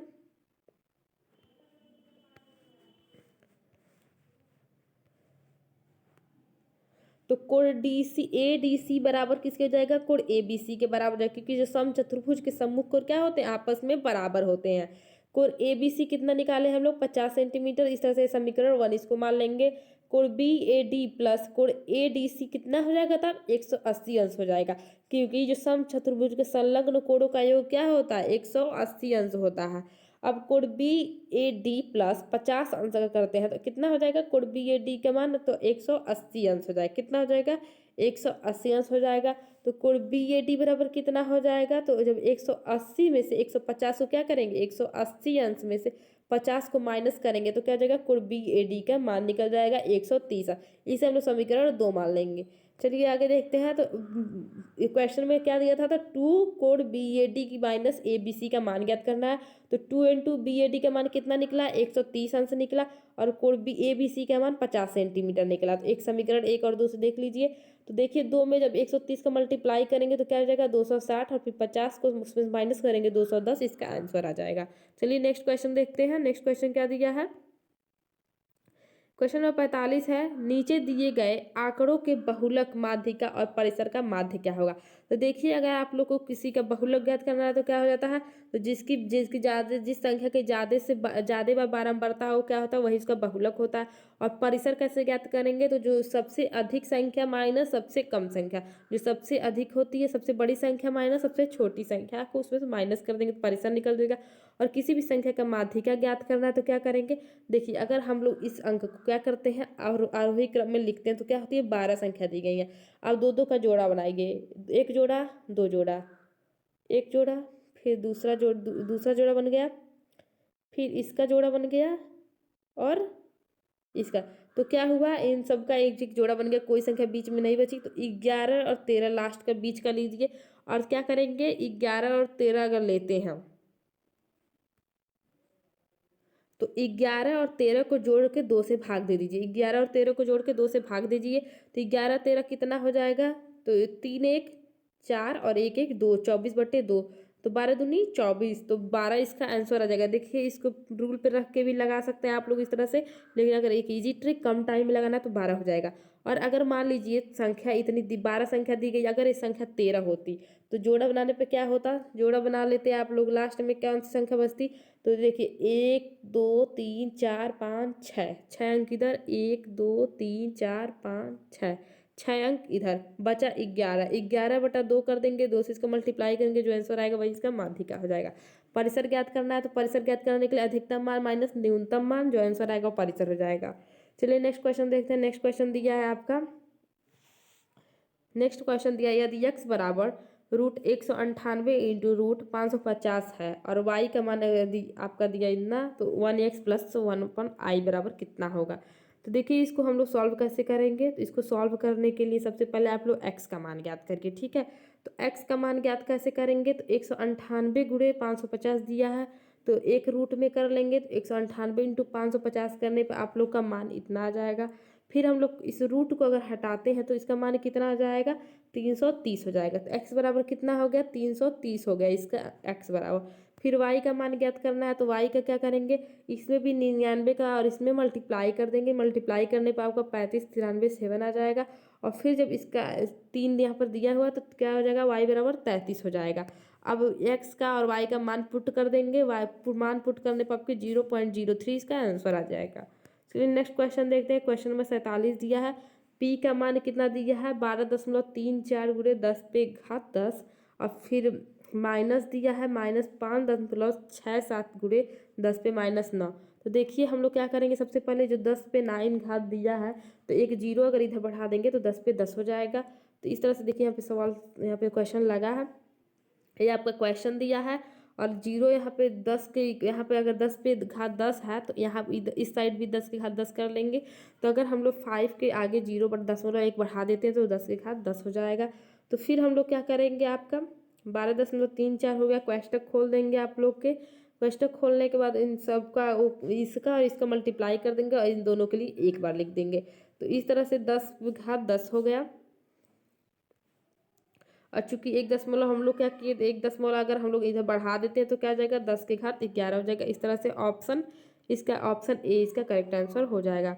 चलिए नेक्स्ट क्वेश्चन देखते हैं। नेक्स्ट क्वेश्चन क्या दिया है, नेक्स्ट क्वेश्चन दिया किस संख्या में अगर 1 - 1/4 और घात -1 को गुणा किया जाए ताकि गुणनफल -7/4 -1 का व्युत्क्रम हो जाए, ऐसी कौन सी संख्या है। तो मान लीजिए संख्या क्या है, एक्स है, तो एक्स में क्या किया जाए, उसका गुणा कर दिया जाए। और कितना आ रहा है, -7/4 आ रहा है। तो एक का घात रखने का तो क्या है, इसको हटा देंगे, इसको हटाने पे एक्स गुणे क्या हो जाएगा, -4 हो जाएगा। जब इसका माइनस किस पर जाएगा, 4 पर जाएगा, 7 - 4 हो जाएगा। एक्स बराबर -7 बटे -7 गुणे -7/-4 गुणे 4, तो एक्स बराबर 7/16 आ जाएगा। एक किसका व्युत्क्रम है, तो ये व्युत्क्रम हो जाएगा -7/4 का, इसलिए किसका करेक्ट आंसर ऑप्शन ए 7/16। चलिए नेक्स्ट क्वेश्चन देखेंगे। नेक्स्ट क्वेश्चन दिया है यदि 31 36 32 बराबर P² Q² R4 है तो PQR का भाज्य संख्या है, तो P+Q-2R का मान ज्ञात करिए। तो देखिए इसका मान ज्ञात करने के लिए सबसे पहले इसका क्या करेंगे, हम लोग लॉसा ले लेंगे। लॉसा लेने पे क्या होगा, लॉसा लेंगे तो इसका लॉसा देखिए लिया गया है। लॉसा लेने पर देखिए यहाँ पर क्या हुआ, 2 कितने बार आया है, 5 बार आया, 3 कितने बार, 4 बार, 11 कितने बार, 2 बार। तो देखिए यहाँ पे क्या कहा था, P² गुणे Q5 अधिक, तो कितने बार, 2 कितने बार आया, 5 बार आया, तो Q बराबर 2 कर दीजिए। फिर आपके P कितने बार आया है, 11, तो P बराबर 11 कर दीजिए। और R 2 बार कितने, 3 कितने बार आया, 4 बराबर आया, तो Q बराबर 4 कर दीजिए। तो अब उसके रूप में लिख लेने पर क्या हुआ है, 11² गुणे 2 गुणे 5 गुणे 3/4 किसके रूप में, P² into Q5 into R4 पे हुआ है। अब क्या करेंगे, तुलना कर लेंगे, ठीक है। तुलना करने पर अब हम लोग इसके वैल्यू पुट करेंगे, P का Q का और 2R का, तो वैल्यू पुट करने पे 7 इसका आंसर आ जाएगा। चलिए नेक्स्ट क्वेश्चन देखिए। सुनीता द्वारा प्री बोर्ड में प्राप्तांक दिए गए अंक हैं, तो सुनीता द्वारा इस चार्ट पे दिया गया है इतने अंक उसने प्राप्त किए हैं। तो देखिए इसका क्या करना है, यदि उपयुक्त आंकड़ों का एक पाई चार्ट बनाया जाए तो सुनीता द्वारा गणित में प्राप्त अंकों को दर्शाने वाले त्रिज्यखंड का कोण क्या होगा। तो इसके त्रिज्यखंड का कोण आएगा आपका 86.4 अंश। सबसे पहले सारा जोड़ लीजिए, तो 400 इसका आ जाएगा सब जोड़ने पर। देखिए 400 जोड़ लिया गया, सुनीता गणित में इतना अंक प्राप्त की। अब सुनीता द्वारा दर्शाने वाले अंक हो जाएंगे, तो देखिए 96/100 इंटू 36 डिग्री सेल्सियस, और इसका कितना कोण, त्रिज्यखंड कोण कितना बनेगा, तो 86.4 डिग्री सेल्सियस। नेक्स्ट क्वेश्चन देखिए। किसी लंब वृत्तीय बेलन की लंबाई 1.2 मीटर है और इसका आयतन कितना है, 4620 सेंटीमीटर। बेलन का एक वक्र पृष्ठ क्षेत्रफल, तो बेलन का आयतन ज्ञात करने के लिए क्या रूल है, पाई r² H इसका बेलन का क्षेत्रफल ज्ञात करने का रूल है। तो देखिए बेलन की लंबाई कितनी दी है, तो 120 मीटर को हम लोग सेंटीमीटर में बदलेंगे तो 120 सेंटीमीटर। तो देखिए बेलन का आयतन दिया है ऑलरेडी, तो 4620 हो जाएगा, बट बराबर पाई का मान 22/7 होता है। आर का वैल्यू निकालना है, तो और एच कितना दिया है आपका, 120 सेंटीमीटर लंबाई। अब हम लोग क्या करेंगे, पक्षांतर कर देंगे, आर इधर आ जाएगा। तो अब इसके बाद जब पक्षांतर करती है तो देखिए 7 गुणे 7 2 गुणे 2 कर देंगे। अब आर कितना आ जाएगा, 7/2 हो जाएगा। इस तरह से इसका वैल्यू हो गया 7/2 आर बराबर। अब वक्र पृष्ठ कैसे ज्ञात करेंगे, 2πr/h वक्र पृष्ठ ज्ञात करेंगे, सबका वैल्यू पुट करेंगे। वैल्यू पुट करने पर 2640 सेंटीमीटर इसका आंसर आ जाएगा। कोई नेक्स्ट क्वेश्चन देखिए। यदि एफ बी ई क्रमशः किसी त्रिभुजाकार प्रिज्म के फलक शीर्ष और किनारों की संख्या है तो कौन सा कथन सत्य है। त्रिभुजाकार फलक की संख्या ज्ञात कर लेंगे, उसके बाद सबका वैल्यू पुट करेंगे। तो इसमें क्या हुआ, लेफ्ट हैंड साइड बराबर राइट हैंड साइड इसका इक्वल आया है। अब इसमें हम लोग क्या करेंगे, अब इसमें हम लोग इस सबका वैल्यू पुट कर देंगे, ठीक है। और जिसमें इसका मान बराबर आ जाए वही क्या हो जाएगा, इसका सही हो जाएगा। तो इसमें ऑप्शन बी इसका करेक्ट आंसर हो जाएगा।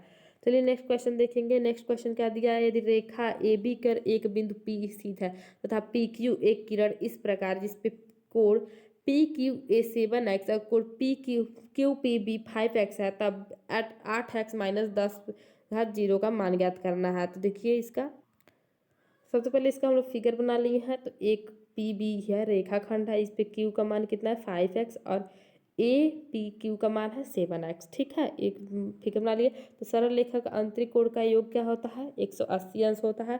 तो 7x अगर 5x में ऐड करते हैं तो कितना 180 अंश हो जाएगा। 7 5 ऐड करने पर 12x बराबर 180, तो x बराबर 180/12, और इसका जो काटेंगे तो क्या हो जाएगा, x बराबर 15 हो जाएगा। अब उसका वैल्यू पुट करेंगे जो 8x माइनस 10 में, तो क्या हो जाएगा 8 गुणे 15, एक्स बराबर क्या है 15, 15 रख देंगे एक्स की जगह -10। तो इस तरह से इसका आंसर 110 आंसर आएगा। चलिए नेक्स्ट क्वेश्चन देखेंगे। नेक्स्ट क्वेश्चन दिया, किसी त्रिभुज पी क्यू आर की भुजा पी क्यू पर एस एक बिंदु इस प्रकार स्थित है, जैसे कि आर एस बराबर है किसके, पी एस के बराबर है।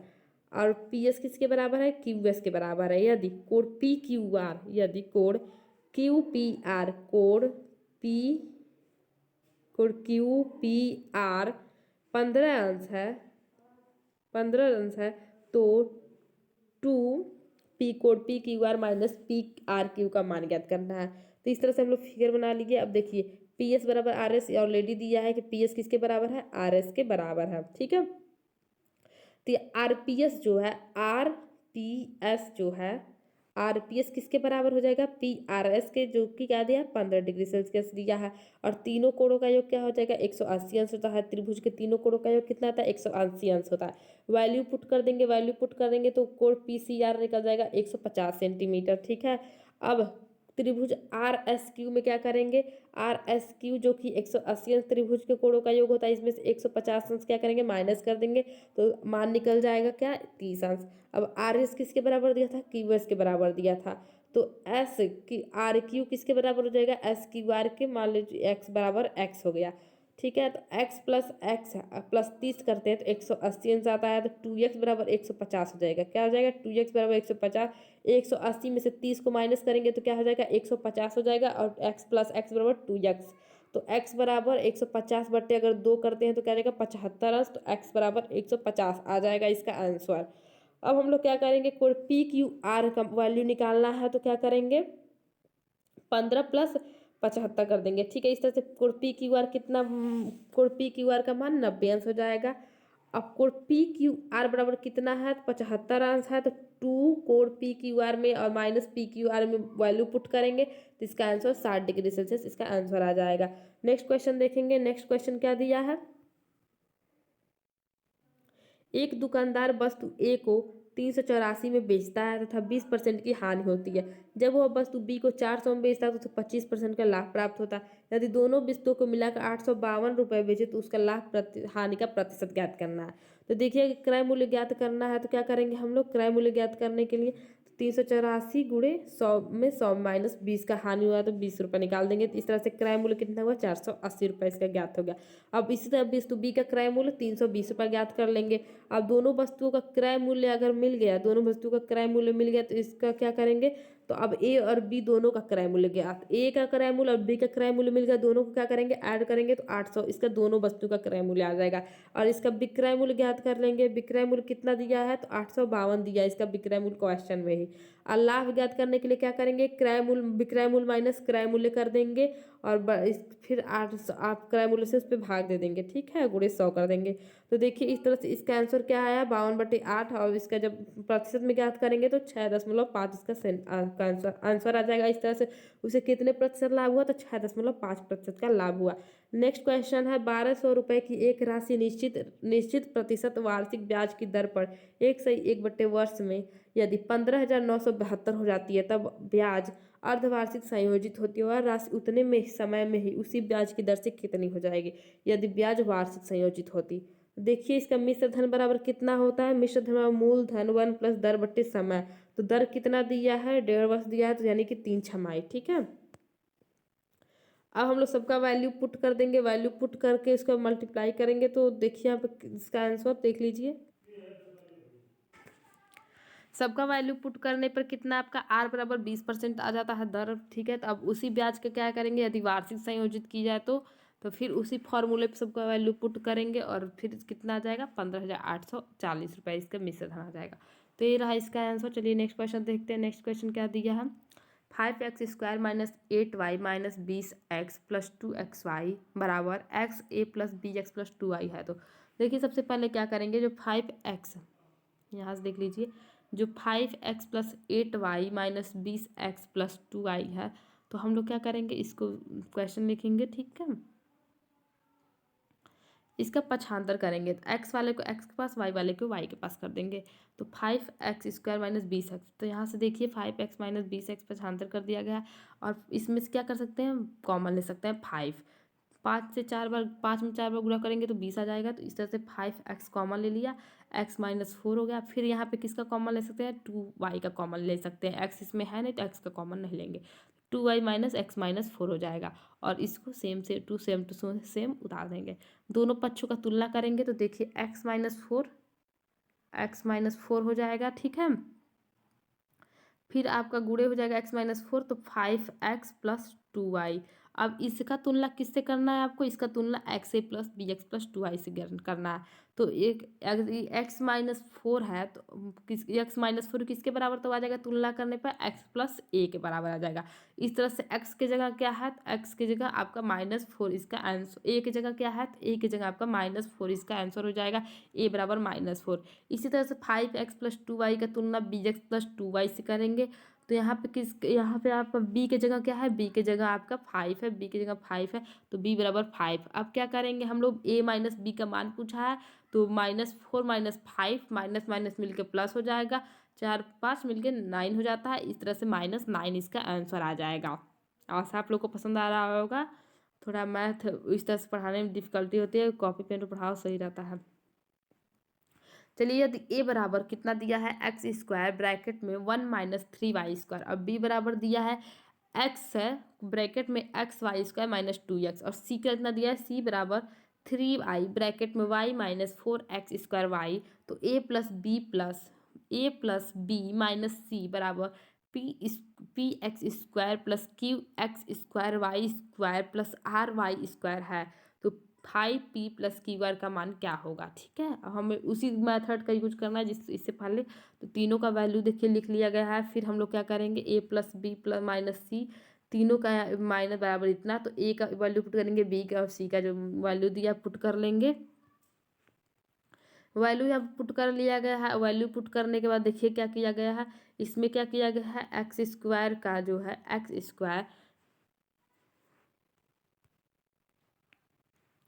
x² का 1 मल्टीप्लाई किया गया, फिर 3y² में तो क्या हुआ, x² माइनस 3x² y² हुआ।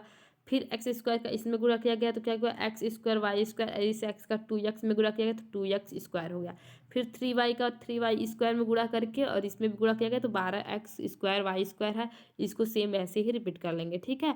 अब इस तरह से फिर हम लोग करेंगे तो क्या हो जाएगा, x² हो गया।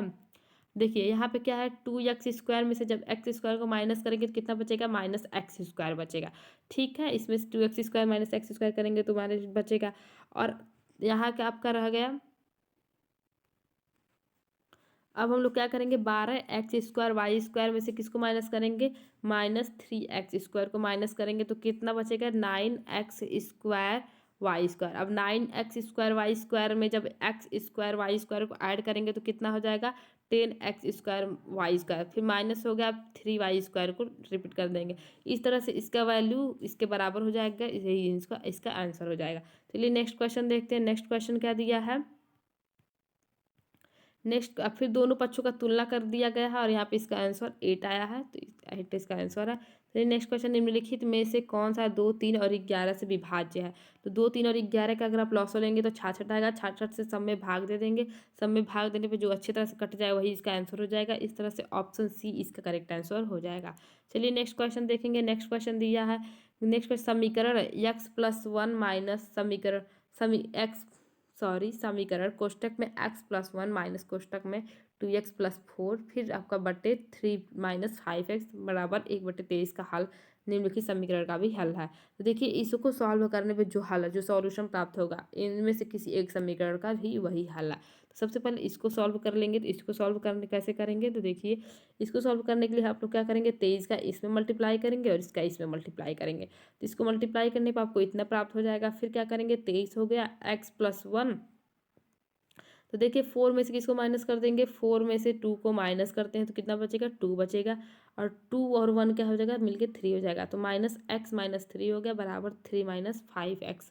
इस तरह से आपको -3x और 3 में इसका मल्टीप्लाई करेंगे, इसमें इसका भी, तो 23 का x और 3 मल्टीप्लाई करने पर -23x - 69 बराबर 3x - 5 हो जाएगा।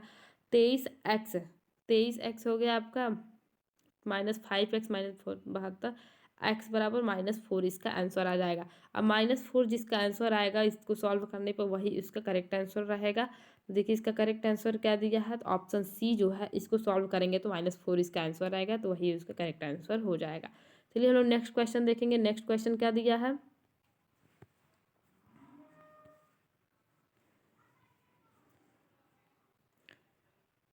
चलिए नेक्स्ट क्वेश्चन देखते हैं। नेक्स्ट क्वेश्चन दिया है कथन से रिलेटेड क्वेश्चन। अब यहाँ से आपके साइंस के क्वेश्चन शुरू होते हैं। साइंस पेडागोजी से रिलेटेड क्वेश्चन रहेंगे और साइंस से क्वेश्चन रहेंगे। तो अमाशय क्या करता है, हाइड्रोक्लोरिक अम्ल उत्पन्न करता है जो भोजन के भंजन में सहायता करता है। तो बिल्कुल सही। पाचक रसों की क्रिया करने के लिए अम्लीय माध्यम की आवश्यकता होती है। तो देखिए भोजन का पाचन करने के लिए अम्लीय माध्यम की आवश्यकता होती है। तो इस तरह से जो कथन दिया वो भी सही है और तर्क भी सही है और इसके लिए तर्क सही है। तो इसका करेक्ट आंसर क्या हो जाएगा, इसका करेक्ट आंसर ऑप्शन डी हो जाएगा। ए और आर दोनों सही है, आर ए की सही व्याख्या है। चलिए नेक्स्ट क्वेश्चन देखेंगे। नेक्स्ट क्वेश्चन दिया नाइट्रोजन यौगिकीकरण शब्द का क्या अर्थ है। तो नाइट्रोजन फिक्सेशन का क्या अर्थ है, देखिए नाइट्रोजन यौगिकों का गैसीय नाइट्रोजन में रूपांतरण, मृदा में उपस्थित जीवाणुओं द्वारा अमोनिया के नाइट्रेट में रूपांतरण, फिर दिया मृत जैव पदार्थ में उपस्थित विद्यमान नाइट्रोजन का आपस मृदा में अभिमुक्त वापस छोड़ना, और ऑप्शन डी दिया जीवित प्राणियों के लिए अधिक प्रयोगालय प्रयोज्य के रूप में वायुमंडलीय नाइट्रोजन का रूपांतरण। तो ऑप्शन डी इसका करेक्ट आंसर है। देखिए नाइट्रोजन यौगिकीकरण का शब्द का अर्थ है वायुमंडलीय नाइट्रोजन का जीवित प्राणियों के लिए अधिक प्रयोगालय प्रयोज्य रूप में परिवर्तन। इस प्रक्रिया द्वारा पृथ्वी के वायुमंडल की नाइट्रोजन को अमोनिया या अन्य लाभदायक अणुओं में परिवर्तित किया जाता है। वायुमंडलीय नाइट्रोजन अपेक्षाकृत निष्क्रिय पदार्थ है जो नए पदार्थ यौगिकों के निर्माण के लिए अन्य रसायनों के साथ आसानी से प्रतिक्रिया नहीं करते, किंतु यौगिकीकरण की प्रक्रिया में जो नाइट्रोजन नाइट्रोजन बॉन्ड होते हैं नाइट्रोजन परमाणु को मुक्त कर देता है और ये मुक्त नाइट्रोजन दूसरे तरीके से उपयोग में लाया जा सकता है। तो ये रहा नाइट्रोजन यौगिकीकरण का अर्थ। चलिए नेक्स्ट क्वेश्चन देखेंगे। निम्नलिखित में से किस अवस्था में स्प्रिंग में न्यूनतम में कम से कम स्थितिज ऊर्जा रहेगी। तो देखिए यदि आप लोग स्प्रिंग को न खींचा, न स्पंदित किया गया, न खींचा गया और भूमि पर पड़ा हो, तो इस अवस्था में इसकी क्या रहेगी, स्थितिज ऊर्जा सबसे कम रहेगी। तो ऑप्शन ए इसका करेक्ट आंसर हो जाएगा। चलिए नेक्स्ट क्वेश्चन देखेंगे। उस समुच्चय की पहचान कीजिए जिसमें अनियतापी जीवों का समाविष्ट किया गया है। तो अनियतापी किस में रहते हैं, तो अनियतापी मतलब होता है जो क्या पर्यावरण के अनुसार अपने जो बॉडी का टेम्परेचर उसे चेंज ना कर सके। तो इसका क्या करेक्ट आंसर हो जाएगा, इसका करेक्ट आंसर हो जाएगा सर्प, मेंढक और काकरोच। ऑप्शन सी इसका करेक्ट आंसर हो जाएगा। जितने भी आपके सरीसृप वर्ग के होते हैं वो किस में आते हैं, अनियतापी वर्ग में आते हैं। स्तनधारी और पक्षी किस में आते हैं, नियतापी वर्ग में आते हैं। वो क्या करते हैं, बाहरी अपने आंतरिक शरीर का तापमान बनाए रखने का प्रयास करते हैं, लेकिन जो आपके सरीसृप उभयचर मछलियाँ हो गई वो अपने नियतापी वर्ग में आएंगे। नेक्स्ट क्वेश्चन देखिए। निम्नलिखित कौन से मात्रकों के युग्म को समान भौतिक राशि को मापने के लिए प्रयोग किया जाता है। तो ऑप्शन कौन सा इसका ऑप्शन करेक्ट आंसर हो जाएगा, तो इसका करेक्ट ऑप्शन है option B kg m² S² WS। ठीक है, इसका करेक्ट आंसर हो जाएगा। नेक्स्ट क्वेश्चन देखिए। निम्नलिखित अनुच्छेद को पढ़िए। निषेचन के समय माता पिता के शुक्राणु माता पिता के अंडाणु से संलयित होकर क्या बनाते हैं। तो संलयित होकर क्या बनाते हैं, एक मिनट यहाँ देखते चलते हैं हम लोग। हाँ, संलयित होकर क्या बनाते हैं, युग्मनज बनाते हैं। फिर दिया है आपके संलयित होकर युग्मनज बनाते हैं जो कि बारंबार विभाजित होकर कोशिकाओं के गोले में बदल जाते हैं। कोशिकाएं विभिन्न अंगों और ऊतकों में परिवर्तित होने लगते हैं। इस विकसित होती संरचना को क्या कहते हैं, इस विकसित हुई युग्मनज कहते हैं, जो कि वायु की यानी कि गर्भाशय की दीवार में रोपित हो जाती हैं। एक्स की उस अवस्था में यानी कि युग्मज की उस अवस्था में जिसमें सभी शारीरिक भाग की पहचान होती है उसे क्या कहते हैं, भ्रूण कहते हैं। देखिए इसका कौन सा करेक्ट है, इसका करेक्ट आंसर क्या हो जाएगा, एक मिनट, गर्भ कहते हैं। देखिए तो हाँ, युग्मनज, भ्रूण, गर्भाशय और गर्भ। तो करेक्ट आंसर है देखिए युग्मनज, भ्रूण, गर्भाशय और गर्भ। तो निषेचन के समय माता पिता के शुक्राणु और माता के अंडाणु संलयित होकर क्या बनाते हैं, युग्मनज बनाते हैं, जो कि बारंबार विभाजित होकर कोशिकाओं के गोले में बदल जाते हैं। कोशिकाएं विभिन्न अंगों और ऊतकों में परिवर्धित होने लगती हैं। इस विकसित होती संरचना को क्या कहते हैं, युग्मनज कहते हैं। क्या कहते हैं, नहीं, भ्रूण कहते हैं, भ्रूण कहते हैं, भ्रूण कहते हैं। इस विकसित होती संरचना को भ्रूण कहते हैं, जो कि गर्भाशय की दीवार में रोपित होती है। भ्रूण की इस अवस्था में जिसमें सभी शारीरिक भागों की पहचान हो जाती है, उन्हें क्या कहते हैं, गर्भ कहते हैं। इस तरह से आपका इसका करेक्ट आंसर क्या हो जाएगा, ऑप्शन बी। नेक्स्ट क्वेश्चन देखिए। नेक्स्ट क्वेश्चन दिया, निम्नलिखित अभिक्रियाओं में से कौन सा अभिक्रिया संभव नहीं है, तो ऑप्शन सी इसका करेक्ट आंसर होगा, क्योंकि जो जेडन है वो क्या होता है, बहुत ही कम रिएक्टिव होता है कैल्शियम की अपेक्षा। तो इस तरह से ऑप्शन सी इसका करेक्ट आंसर है। निम्नलिखित में से कौन सा ग्राफ सीधी रेखा में ऋजु रेखाएं हैं, तो इसमें बताना है कि कौन सा ऐसा ग्राफ है जो सीधी रेखा में जाएगा। तो विरामावस्था में देखिए, जब अवस्था में वस्तु पिंड की समय दूरी, जब समय ग्राफ रहा है, एक समान त्वरण के साथ गतिमान पिंड वस्तु आवेग का जब समय ग्राफ रहा है, एक समान त्वरण के साथ गतिमान पिंड वस्तु की दूरी और विरामावस्था में पिंड वस्तु की दूरी। तो हम इसका करेक्ट आंसर क्या हो, तो देखिए कभी भी एक समान त्वरण के साथ, एक समान त्वरण के साथ गतिमान, अगर गतिमान पिंड रहेगा तो उसका दूरी क्या रहेगा, एक सीधी रेखा में नहीं रहता। तो सी तो गलत है, ए बी और डी सही है। तो इसका करेक्ट आंसर हो जाएगा आपका ऑप्शन ए बी और डी सही है। चलिए नेक्स्ट क्वेश्चन देखेंगे। नेक्स्ट क्वेश्चन देखते हैं। नेक्स्ट क्वेश्चन क्या है,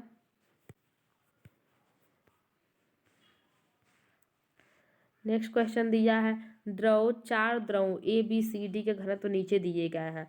तो अब इनका घनत्व नीचे दिया गया, तो देखिए क्या करना है, एक बिंब जो द्रव सी में तैरता है वह द्रव ए में भी तैर सकता है और नहीं भी। तो ये तो सही लग रहा है, क्योंकि इसका घनत्व उससे कुछ ही मात्रा में कम है। ऑप्शन बी देखिए, एक बिंब जो द्रव ए में तैरता है वो द्रव बी में भी तैर सकता है और नहीं भी। तो जो द्रव ए में तैरता है, जो बिंब द्रव ए में तैरता है वो द्रव बी में भी तैर सकता है और नहीं भी। तो ये तो गलत हो जाएगा, इसका घनत्व क्योंकि बहुत ज़्यादा है। अब देखिए सी दिया, एक बिंब जो द्रव में बी में तैरता है निश्चित रूप से भी ए में भी तैरेगा। तो निश्चित रूप से ए में नहीं तैरेगा, क्योंकि इसका भी घनत्व बहुत ज़्यादा है। एक बिंब जो द्रव सी में तैरता है, तो इसका करेक्ट आंसर आपका ऑप्शन ए हो जाएगा। एक बिंब, जो कोई एक वस्तु, कोई ऑब्जेक्ट है जो द्रव सी में तैरेगा और द्रव ए में भी तैर सकता है। क्योंकि जो देखिए द्रव सी में जो तैरेगा द्रव ए में भी तैर सकता है और नहीं भी तैर सकता, इसलिए ऑप्शन ए क्या हो जाएगा, इसका करेक्ट आंसर हो जाएगा। चलिए नेक्स्ट क्वेश्चन देखेंगे, एक मिनट रुक जाइए। नेक्स्ट क्वेश्चन दिया है, विद्युत धारा एक सदिश राशि के। विद्युत राशि जो है एक सदिश राशि नहीं बल्कि अदिश राशि, इसमें परिमाण और दिशा का तो ज्ञात हो रहता है, लेकिन सदिश राशियों के जो गुणों का पालन नहीं करती है। तो इसका कथन क्या दिया, विद्युत धारा वह राशि है जिसके पास परिणाम उसका दिशा होती है। तो ये तो सही है, लेकिन इसके साथ परिणाम और दिशा होती है, लेकिन फिर भी अदिश राशि है, क्योंकि ये सदिश का पालन नहीं करती है, इसलिए ये गलत है। परंतु आर सही, ऑप्शन सी इसका करेक्ट आंसर हो जाएगा। नेक्स्ट क्वेश्चन देखिए, निम्नलिखित में से किन कोशिका अंगों के स्वयं डीएनए अंतर्वृष्ट है, तो लवक का भी स्वयं डीएनए होता है, माइटोकॉन्ड्रिया का भी और न्यूक्लियस का भी। तो ए बी और सी, लवृत्तिका का स्वयं डीएनए नहीं होता, तो ए बी सी ऑप्शन सी इसका करेक्ट आंसर हो जाएगा। चलिए नेक्स्ट क्वेश्चन देखते हैं। नेक्स्ट क्वेश्चन क्या दिया है, नेक्स्ट क्वेश्चन दिया है, निम्नलिखित में से कौन सा कथन जीवित जीवों के कोशिकाओं के संबंध में सही है। सभी सूक्ष्मदर्शी सूक्ष्म होते तथा इन्हें नग्न आंखों से नहीं देखा जा सकता। नहीं, कुछ सूक्ष्मदर्शी जो होते हैं उन्हें नग्न आंखों से भी देखा जा सकता, तो ये तो गलत हो जाएगा। ऑप्शन बी दिया, सभी की कोशिका भित्ति होती है, सभी की कोशिका भित्ति होती है, नहीं सभी की कोशिका भित्ति नहीं होती है। ऑप्शन सी दिया, सभी की केंद्रक झिल्ली होती है, नहीं ये भी गलत है। सेल वॉल जो है, जो सेल वॉल है वो आपका, सेल वॉल जो है वो जंतु कोशिकाओं में नहीं पाई, केवल मतलब पादपों में पाई जाती है। सभी की केंद्रक झिल्ली नहीं होती। और ऑप्शन डी दिया, सभी की कोशिका झिल्ली, हाँ सभी की कोशिका झिल्ली होती है, ऑप्शन डी ही केवल सही है। तो ऑप्शन ए इसका करेक्ट आंसर हो जाएगा, क्योंकि देखिए प्रोकैरियोटिक कोशिकाओं में केंद्रिक की झिल्ली नहीं होती, जंतु कोशिकाओं में कोशिका भित्ति नहीं होती। इस तरह से ऑप्शन डी ए इसका करेक्ट आंसर है। उस समुच्चय का चयन कीजिए जो कॉलम ए में दिए गए अपशिष्ट कचरे के प्रकार का। तो इसमें तो हमें क्या करना, सही मिलान करना कि कौन सा कचरा कितने टाइम में कंपोज होता है। तो प्लास्टिक की बोतल को कंपोज करने में कितना टाइम लगता है, तो इसमें सबसे अधिक क्या है, 4 वर्ष, 4 वर्ष लग जाएंगे। रेशमी रुमाल कितने कितने टाइम लग जाएंगे रेशमी रुमाल के लिए, एक मिनट रुक जाइए, हाँ ठीक है। तो रेशमी प्लास्टिक की बोतल तो आपके 4 साल लग जाएंगे। प्लास्टिक की बोतल, रेशमी रुमाल के लिए नहीं नहीं सॉरी प्लास्टिक की बोतल के लिए आपके लग जाएंगे अनेक वर्ष। ये सबसे अधिक अनेक वर्ष हो जाएंगे। रेशमी रुमाल के लिए आपके 4 वर्ष लग जाएंगे। सूती कमीज के लिए आपके लग जाएंगे 2 से 5 महीने। केले के छिलके के लिए आपके लग जाएंगे 1 से 2 सप्ताह। और कागज के लिए 10 से 30 दिन। तो इस तरह से आपका ये हो जाएगा सही मिलान। तो देखिए इसमें से क्या हो जा रहा है। तो इसमें से ऑप्शन बी जो है, ए का 5, बी का यार, सी का ए और डी का, फिर आपका डी का दिया है सेकेंड। हाँ बिल्कुल सही। तो चलिए इस तरह से आपका ऑप्शन बी इसका करेक्ट आंसर हो जाएगा। चलिए नेक्स्ट क्वेश्चन देखेंगे। नेक्स्ट क्वेश्चन दिया है, एक ऊंचाई से 15 ग्राम द्रव्यमान का पंखा छोड़ा जाता है या पाया जाता है कि वो एक समान वेग से गिर रहा है, उस पर नेट बल कितना लगेगा। तो उस पर नेट बल 0 लगेगा जब तक कि आप उस पर कोई क्रिया खुद नहीं करते। तो न्यूटन का प्रथम सिद्धांत क्या है कि एक पिंड की अगर स्थिरता है तो अगर उस पर खुद भी बल नहीं लगाएगा तो उसका बल क्या रहेगा, 0 रहेगा, मतलब उसी समान रहेगा।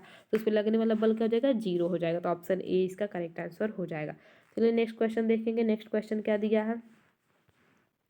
तो इसमें दिया है X3 आयन वाले तत्व X परमाणु माइनस द्रव्यमान 27 परमाणु क्रमांक 13 से प्राप्त हुआ है। तो X3+ में प्रोटॉन, इलेक्ट्रॉन, न्यूट्रॉन की संख्या बतानी है। ठीक है, तो देखिए प्रोटॉन की संख्या कितनी होती है। प्रोटॉन की संख्या किसके रहती है, परमाणु क्रमांक के। परमाणु क्रमांक 13 दिया है तो प्रोटॉन की संख्या बराबर 13 हो जाएगी। अब इलेक्ट्रॉन की संख्या ज्ञात करनी है तो परमाणु क्रमांक 13 दिया है minus ion valency. Ion valency 3 दी है। तो देखिए परमाणु क्रमांक 13 माइनस 3 हो जाएगा। तो इलेक्ट्रॉन की संख्या आपकी 10 आ जाएंगी। अब न्यूट्रॉन ज्ञात करना है तो परमाणु द्रव्यमान माइनस परमाणु क्रमांक। परमाणु द्रव्यमान कितना है, तो 27 परमाणु द्रव्यमान है, परमाणु क्रमांक 13 है। तो इस तरह से अब इलेक्ट्रॉन 14 हो जाएंगे। तो इलेक्ट्रॉन कितना है, 10 है, न्यूट्रॉन आपके 14, प्रोटॉन कितना है, 13 हो जाएंगे इसका आंसर। तो 14, 13, 13, 14 और 15, 13, 10 और 14, इस तरह से ऑप्शन डी इसका करेक्ट आंसर हो जाएगा। चलिए नेक्स्ट क्वेश्चन देखते हैं। नेक्स्ट क्वेश्चन दिया, उस समुच्चय की पहचान कीजिए जो द्विलिंगी फूलों को उत्पन्न करने वाले पादपों से बना है। तो द्विलिंगी मतलब जो नर और मादा दोनों प्रकार के जिसमें यौन पाया जाए। तो इसका करेक्ट आंसर क्या हो जाएगा, इसका करेक्ट आंसर है सरसों में भी दोनों नर मादा पाए जाते हैं, गुलाब में भी, पिटूनिया में भी। ऑप्शन बी इसका करेक्ट आंसर हो जाएगा। चलिए नेक्स्ट देखेंगे, कथन, गलत कथन की पहचान करनी है। तो दुमती मिट्टी मृदा की अपेक्षा चिकना मृदा अधिक सुवरित होता है। नहीं, ऑप्शन बी दिया, दुमती मृदा की तुलना में चिकनी मिट्टी अधिक उर्वरक होती है। ऑप्शन सी दिया, दुमती मृदा अधिक चिकनी मृदा की अपेक्षा जल क्षारण क्षमता बेहतर होती है। डी दिया, चिकनी मृदा के कणों का अमाप दुमती मृदा के कणों के अपेक्षाकृत बहुत छोटा होता है। बहुत, ये भी सही है, ऑप्शन डी भी सही है, सी भी सही है, बी भी सही है। ए जो है, दुमती मृदा की अपेक्षा चिकनी मृदा अधिक सुवातित यानी लॉमी सॉइल होती है। तो इसलिए ऑप्शन ए गलत है। ठीक है, चलिए नेक्स्ट क्वेश्चन देखेंगे। नेक्स्ट क्वेश्चन क्या दिया है। नेक्स्ट क्वेश्चन दिया है आपका, नेक्स्ट क्वेश्चन दिया है, सॉरी इसके लिए, नेक्स्ट क्वेश्चन दिया है, निम्नलिखित में से कौन सा पदार्थ माचिस के निघर्षक पृष्ठ पर विद्यमान होता है। तो माचिस जो होती है, जो उसके निघर्षक पृष्ठ पर विद्यमान रहता है, उसमें कांच का चूड़ और लाल फास्फोरस होता है। और भी जो पदार्थ होते हैं वो भी बता देती हूँ।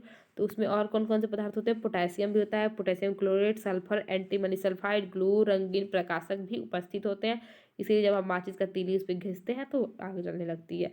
चलिए देखिए, ए और बी अपने हार्मोन तब स्रावित करते हैं जब उन्हें सीसा आदेश मिलता है। तो आदेश देने वाली ग्रंथि पीयूष ग्रंथि होती है। तो पीयूष ग्रंथि देखिए किस ऑप्शन में है, तो पीयूष ग्रंथि आपका ऑप्शन डी में दिया है ऑलरेडी।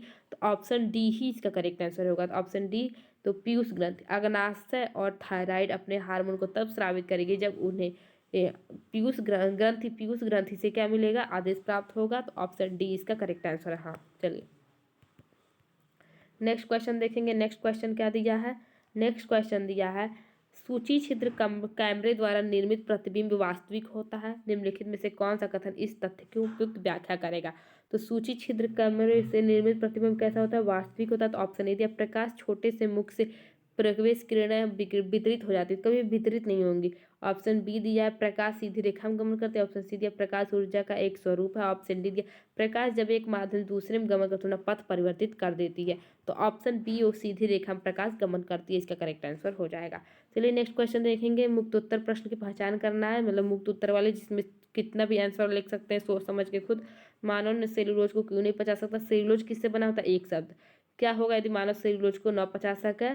तो मानव सेलुलोज को क्यों नहीं पचा सकता, इसका भी आंसर एक शब्द, बी का भी आंसर एक शब्द, और डी दिया 5, ऐसे इसका भी आंसर 5 जीव के नाम बताने तो सीमित है।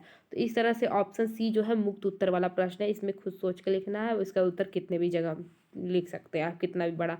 तो निम्नलिखित में से कौन सा स्कूलों में वर्तमान में पालन होने वाले पाठचर्या संबंधी गतिविधियों में संबंध में सही नहीं है। तो ये हो गया आपके साइंस पेडागोजी के क्वेश्चन। तो देखिए हमको बताना है इसका करेक्ट आंसर। तो कूट से रिलेटेड है, प्रारंभिक कक्षाओं में विज्ञान और गणित को एक एक रूप से विज्ञान और प्रौद्योगिकी की तरफ पढ़ाया जाता है। तो देखिए प्रारंभिक कक्षाओं में विज्ञान को गणित और प्रौद्योगिकी के रूप में नहीं, विज्ञान और सामाजिक विज्ञान को एकीकृत रूप में और ईवीएस की तरफ पढ़ाया था। ऑप्शन सी इसका सही है, लेकिन ये गलत है। फिर बी कह दिया माध्यमिक कक्षाओं में भौतिकी रसायन और जीव विज्ञान। हाँ, तो माध्यमिक कक्षा में भौतिक रसायन और जीव विज्ञान को एकीकृत रूप में विज्ञान की तरफ पढ़ाया था। तो बी और सी सही है, तो ऑप्शन ए इसका करेक्ट आंसर हो जाएगा। चलिए नेक्स्ट क्वेश्चन देखें। क्वेश्चन नंबर 83 दिया है, विद्यार्थियों के एक समूह की एक ऐसी गतिविधि का संलग्न किया गया जिसमें वे बीकर में सामान्य नल के पानी का क्वथनांक माप रहे हैं। निम्नलिखित में से कौन सा इस पर कार्य करने के लिए उपयुक्त संकेतक नहीं है। तो ऑप्शन ए दिया थर्मामीटर के अल्पतांक न्यूनतम पर ध्यान देना, या सुनिश्चित करना कि थर्मामीटर बीकर के द्वारा छुए ना, क्वथनांक को 100 डिग्री सेल्सियस मापना, और ऑप्शन डी दिया है थर्मामीटर को लटकाने के लिए स्टैंड का उपयोग करना। तो उपयोगी संकेत क्या है, उनका क्वथनांक 100 डिग्री सेल्सियस मापना। ऑप्शन सी इसका करेक्ट आंसर हो जाएगा। चलिए नेक्स्ट क्वेश्चन देखेंगे। नेक्स्ट क्वेश्चन क्या दिया है, निम्नलिखित में से किसको स्कूली विज्ञान पाठचर्या में सामाजिक वैज्ञानिक मामलों जैसे कि जीएम भोजन को सम्मिलित करने के लिए एक मान्य वैध कारण के रूप में शामिल नहीं किया जा सकता है। तो ऑप्शन ए दिया तर्क वितर्क कौशलों को विकसित करना, तो बिल्कुल ये तो शामिल किया जा सकता है। विज्ञान के प्रकृति के संबंध में सहायक समझ बनने में सहायक, तो ये भी सही है। ऑप्शन सी साक्ष्य आधारित तर्क में संलग्न रहने की क्षमता को विकसित करना, तो ये भी सही है। ऑप्शन डी दिया है एक निश्चित विद्या विशेष के रूप में विज्ञान की अनुशंसा करने में सहायक। तो देखिए एक निश्चित नहीं कभी कुछ करना है, ठीक है, तो डिसिप्लिन नहीं करना, तो इसलिए ऑप्शन बी क्या हो जाएगा, शामिल नहीं किया ऐसा। ऑप्शन बी डी इसका करेक्ट आंसर हो जाएगा। नेक्स्ट क्वेश्चन दिया है, कक्षा 8 में जीवों में श्वसन पाठ पढ़ाने के पश्चात शिक्षिका अपने विद्यार्थियों के साथ निम्नलिखित गतिविधि करती है। वे 3 परख नलियाँ लेती है तथा प्रत्येक में 3 से 4 चौथाई को जल को भर देती है। एक शिक्षिका है जो कक्षा 8 में जीवों में श्वसन पढ़ा रही है, शिक्षिका कर रही है, एक परख नली लेती है और उस परख नली में क्या करती है, 3 परख नलियाँ लेती है और परख नली में क्या करती है, 3 चौथाई भाग जल से भर देती है, ठीक है।